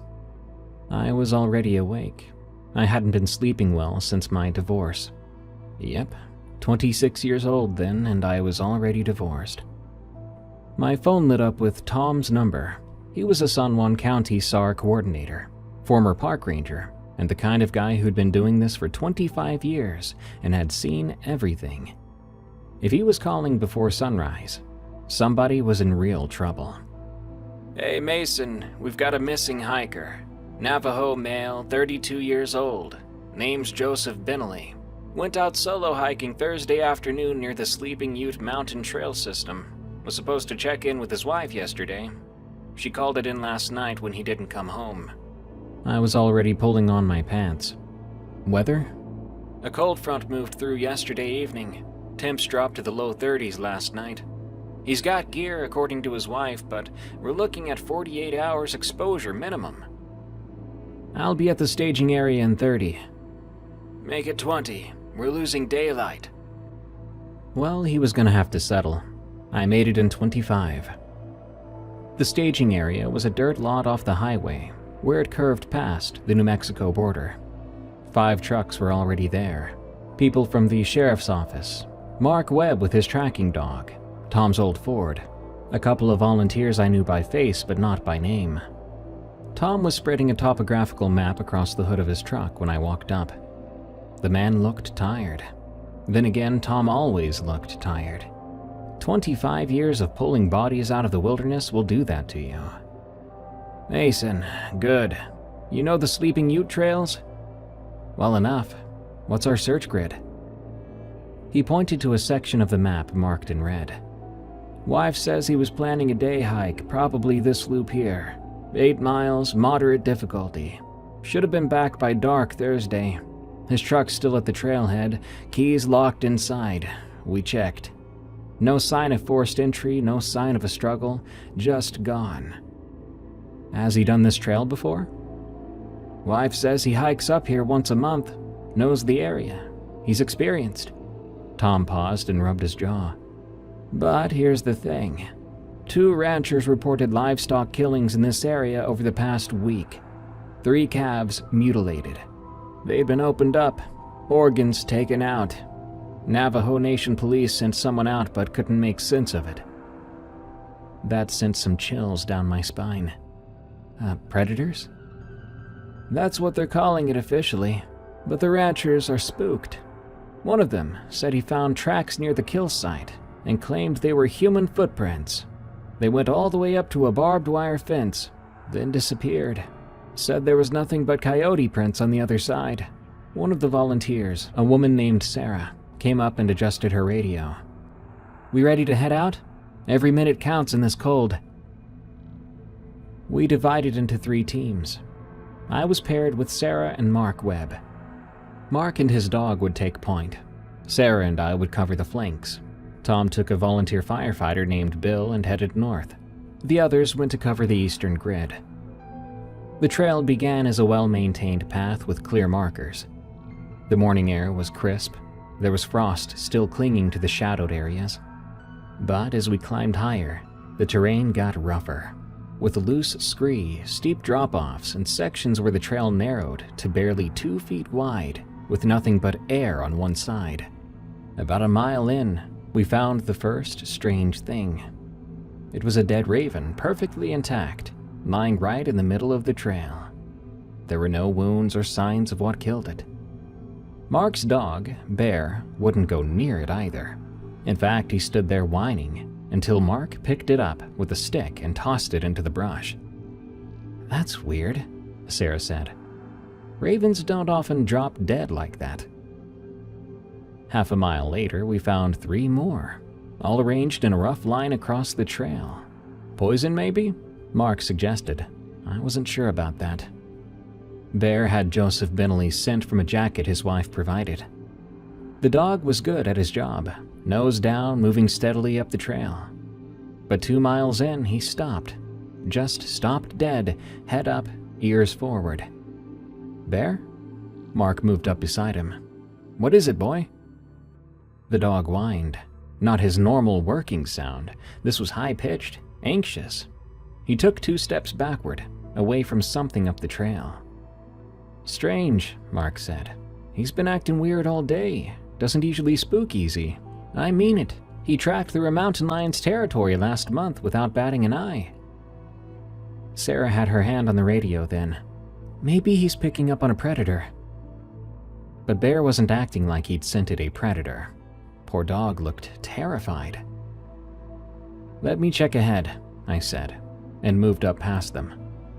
The trail curved around a boulder the size of a car. I rounded it, then stopped.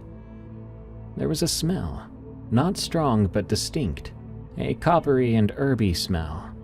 Something else too, reminded me of dead deer.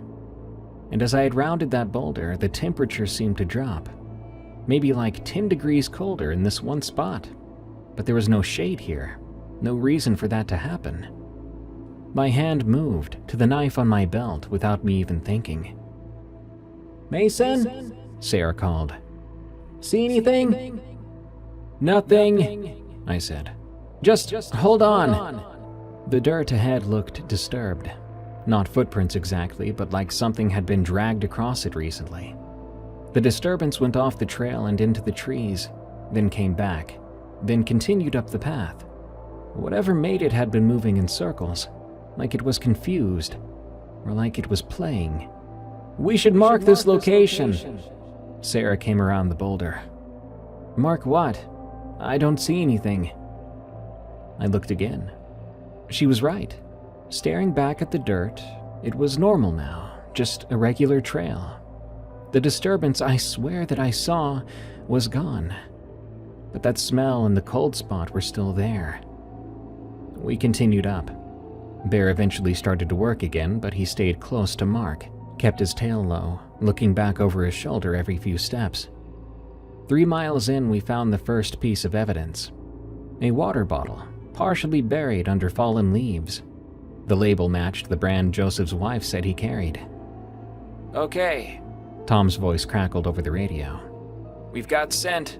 Tighten the search grid. He's in this area somewhere." But the water bottle bothered me.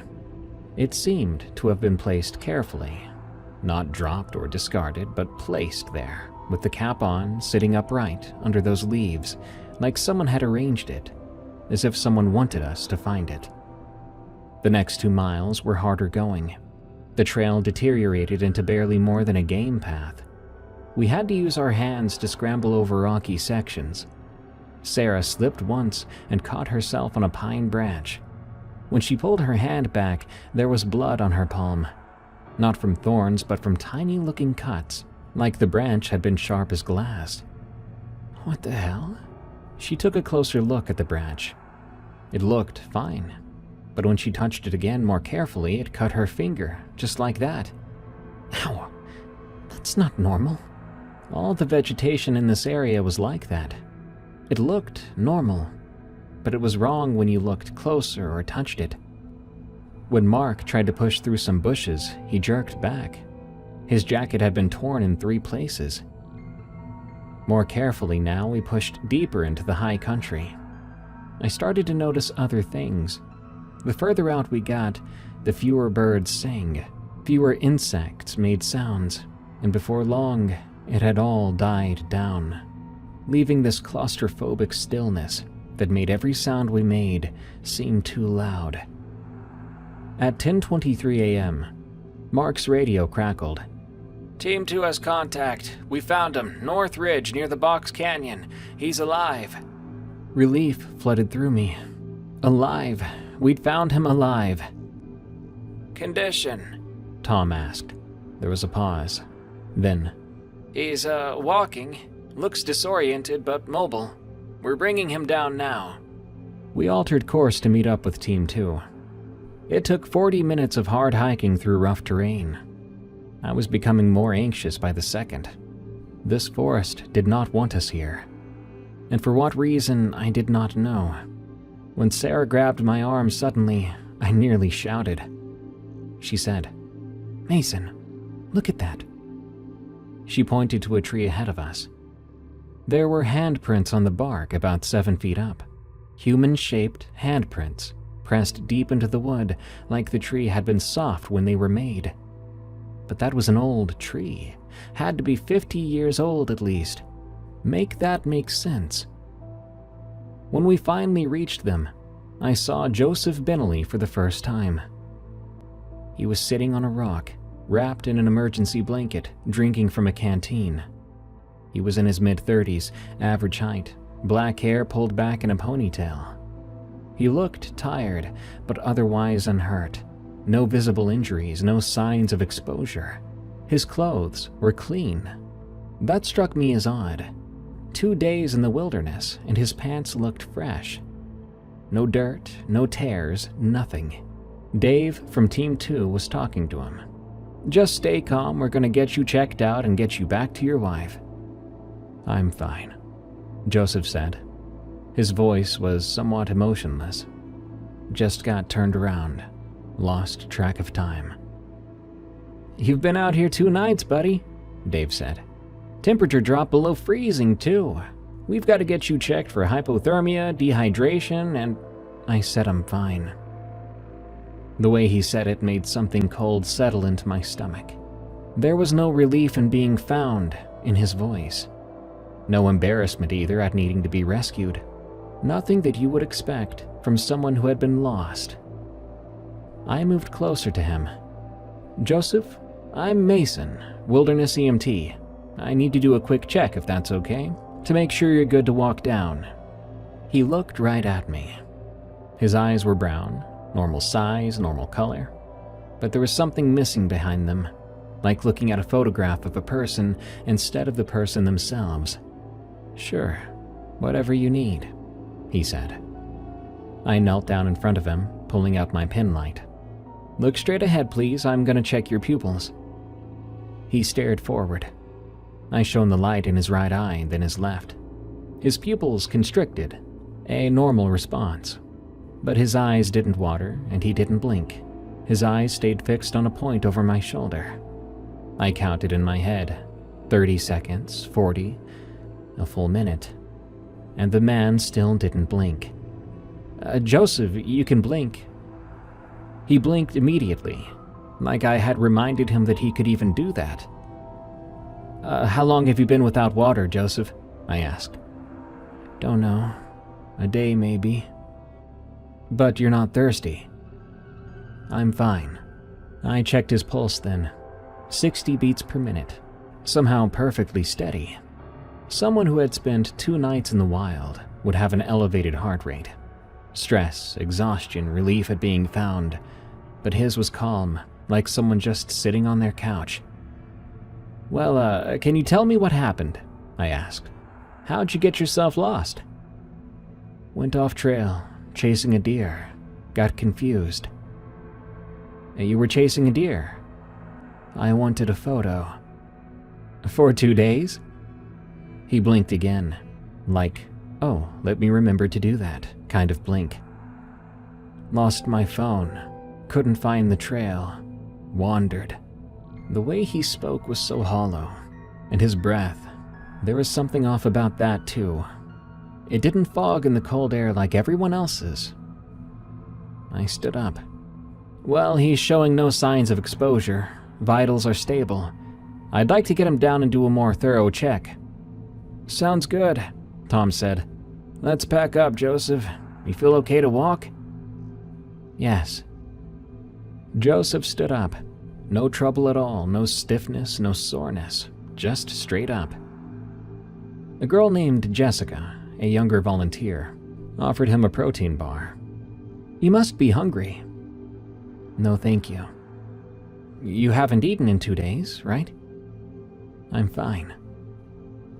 We started the hike down then.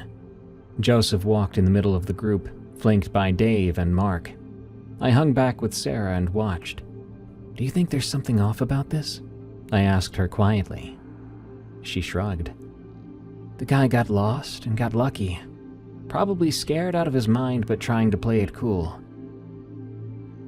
But it wasn't that. I'd seen scared hikers play tough, and this wasn't that. We'd been hiking about 20 minutes when I noticed how evenly Joseph was walking. That trail, as I said before, was rough and uneven, with rocks and roots and loose dirt. Everybody was watching their footing, occasionally stumbling, experienced SAR and volunteers. But Joseph moved like he was walking on flat ground, and not once did I see him stumble. He never adjusted his stride. It was like his feet found the perfect spot every single step without him even looking down. And he wasn't sweating. We were all sweating from the pace and the gear, everyone except Joseph. "Joseph," I called. "How's your energy? You need a break?" He turned his head to look at me. Just his head, not his shoulders, and I swear it was about 10 degrees too far for a normal person to turn comfortably. "I'm fine." "Still, we should stop. Let everyone catch their breath." Tom waved us down. We gathered in a small clearing, everyone grabbing water and checking their gear. Joseph stood apart from the group. He was staring into the trees. Mark walked over to me, Bear pressing up against his leg. "The dog won't go near him," he said quietly. "Bear's been keeping maximum distance since we found him." I then moved over next to Joseph. "Your wife's gonna be so glad to see you." No response. Joseph?" He turned to face me then, rotating his whole body this time like he'd remembered that's how people move. "Yes." "I said your wife's gonna be glad to see you." "Yes, she will be glad." Dave called out, "All right, let's keep moving. Got about 3 miles to the trailhead." We walked, but I couldn't stop watching Joseph. The more I watched, the more wrong things I noticed. Even his shadow seemed weird. Maybe I was getting paranoid and staring too long and being too judgmental. But I swear to God it seemed to lag behind him slightly, like his shadow was struggling to keep up with his form. When he stepped over a log, his shadow seemed to flow over it instead of jumping, so to speak. We were maybe a mile from the trailhead when Mark's dog started to act up again.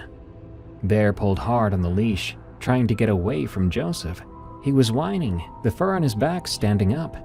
"Easy, Bear," Mark said. "What's gotten into you?" Joseph stopped walking and turned to look at the dog. Bear went silent instantly.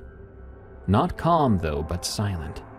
His mouth was open and body tensed up, like he was still whining but without the sound. You okay, bud?" Mark said, pulling Bear closer. "He must be..." Joseph smiled. The smile didn't touch his eyes. "Dogs don't like me." "Why is that?" I asked. "They can tell." "Tell what?" "That I'm not right." The words hung in the air for a moment. Nobody spoke or replied to it. Then Joseph laughed, and it was a perfectly normal laugh, and he shook his head. "I'm joking. I got bit by a dog when I was a kid. They pick up on the fear." But he wasn't afraid. There wasn't an ounce of fear in him, and the way he suddenly talked with emotion seemed so abrupt. We kept walking. Bear stayed silent until Joseph was 30 feet ahead. Then suddenly his whining came back full force. The last half mile felt endless. The sun was high now, hot on our backs. Every time I looked at Joseph, my grandfather's words echoed in my head. "You see your brother, your mother, your father, and something feels wrong. You run, because it's not them anymore." But I couldn't run and I couldn't accuse him. Even I didn't fully believe the ideas in my head. We made it to the parking lot at 12:15 p.m. Joseph's truck was still there, keys still locked inside. Tom called his wife, letting her know we were bringing him to the medical center in Cortez for evaluation. This is standard procedure. Joseph didn't argue, and he didn't ask to go straight home. He nodded and climbed into the back of Sarah's patrol vehicle. I watched him through the window as we packed up our gear. He sat perfectly still, hands in his lap, staring straight ahead. Didn't fidget, didn't look around, but sat there. "Hell of a lucky find," Dave said, clapping me on the shoulder. "That guy could have died out there." "Yeah," I said. "Lucky." But luck had nothing to do with it. Whatever we found on that mountain, it wanted to be found. It had left that water bottle like a breadcrumb. It had waited for us. and now we were bringing it home.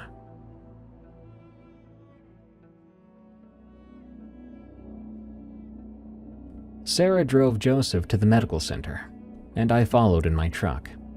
The whole drive I kept thinking about calling my grandfather, but argued with myself if this really was the situation I thought it was. At the medical center, they did a full workup. I knew one of the nurses, Carla, from previous SAR operations. She was the one who took Joseph's vitals. "It's so weird," she said to me quietly while Joseph was in the bathroom. "Everything I checked was textbook the right number.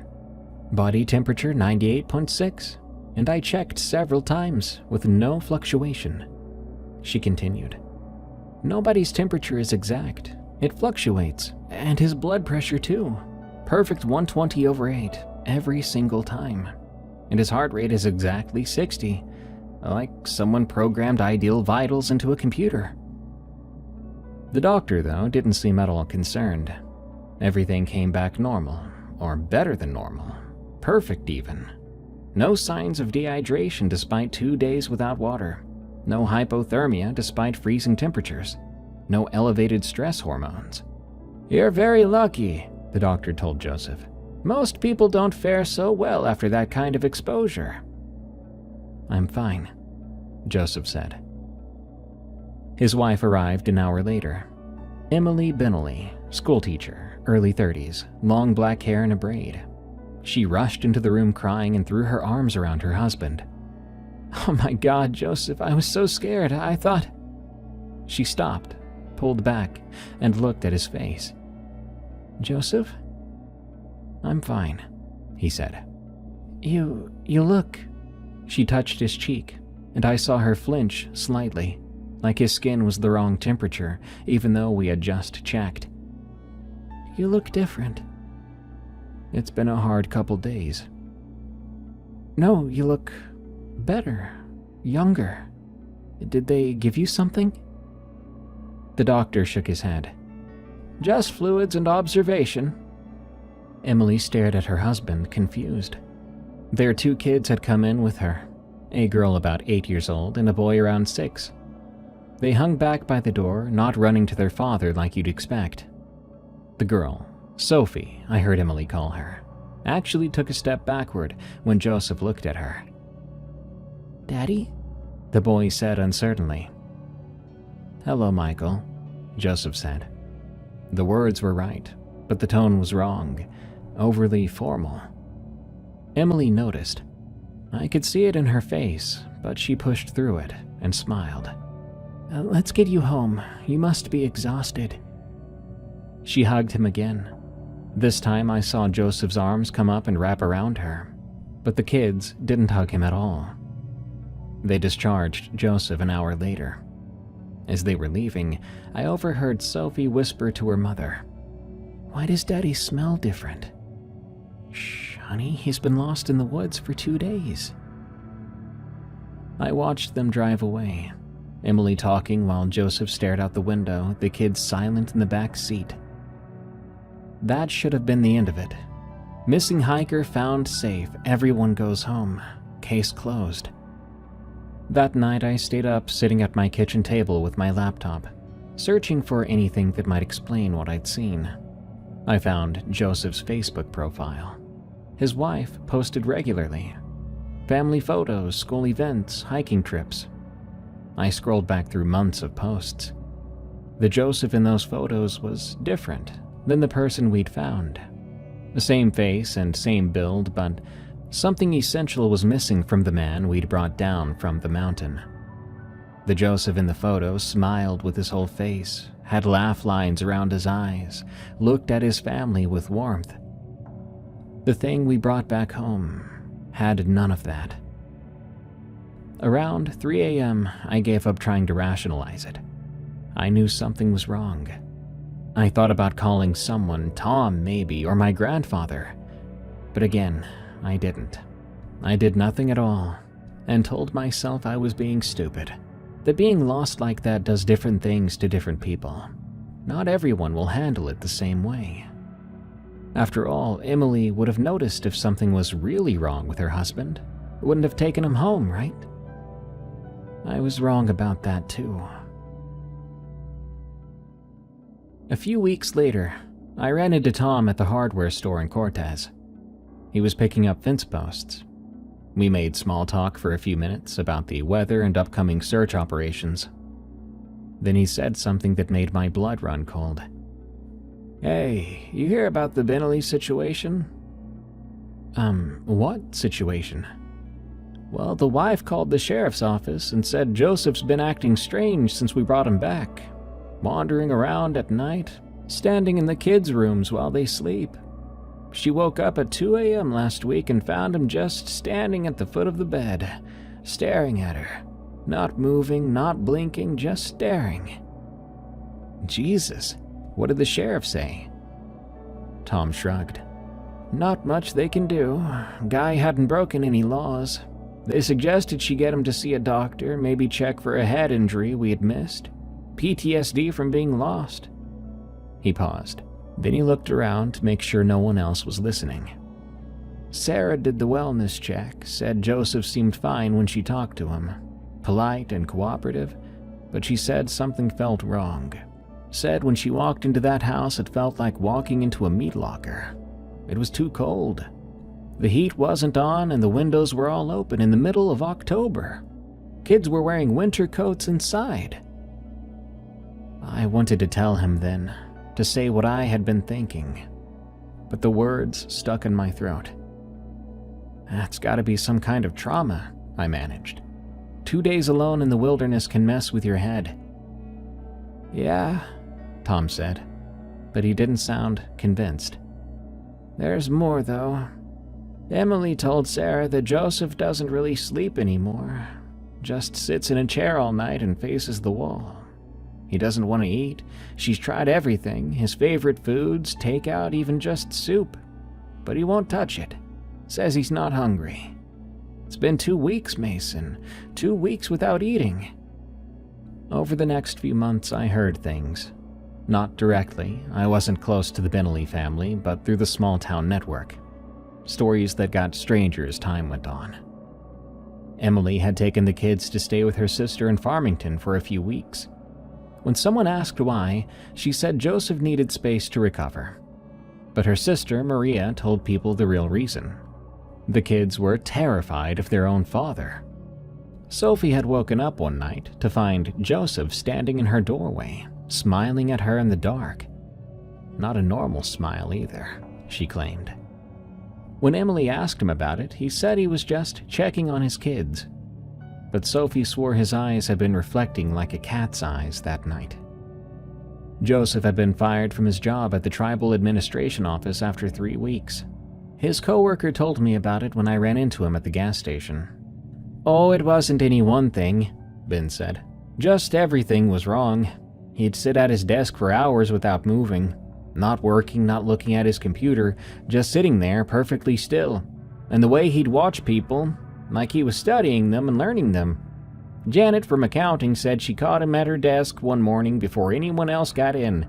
He'd been going through her personal photos.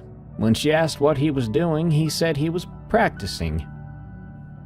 Practicing what? "Practicing being normal. That's what he said, practicing being normal." Someone saw him walking along the highway at 3 a.m. one night, miles from his house. When the deputy stopped to check on him, Joseph said he was walking home, but that was the opposite direction of his house. About 6 months after the rescue, Emily brought the kids back home. I don't know what fully convinced her to come back. I can understand it though. She thought things would be better, that everything could go back to normal. But there was no going back to normal. A year passed, then another. I stopped thinking about it, and I guess the town did too, because I stopped hearing much about Joseph and the Bentleys. Then on a Tuesday morning in November, my phone rang. It was Sarah. "Mason, you need to turn on the news." I was getting ready for work with coffee in hand. "Why? What's going on?" "Just turn it on." Her voice was shaking. I grabbed the remote. The local news was showing footage of a house fire. smoke billowing into the early morning sky, all black and thick. The banner at the bottom read, "Breaking, multiple fatalities in Cortez House fire." Then they showed the address. It was Joseph Binley's house. "Jesus Christ," I whispered. "They're saying 3 dead. Emily and both the kids," Sarah said. "And it wasn't from the fire. They had single gunshot wounds to the head while they were sleeping. Then someone set the house on fire." "Joseph?" "He's gone. They found his truck in the driveway, but no sign of him.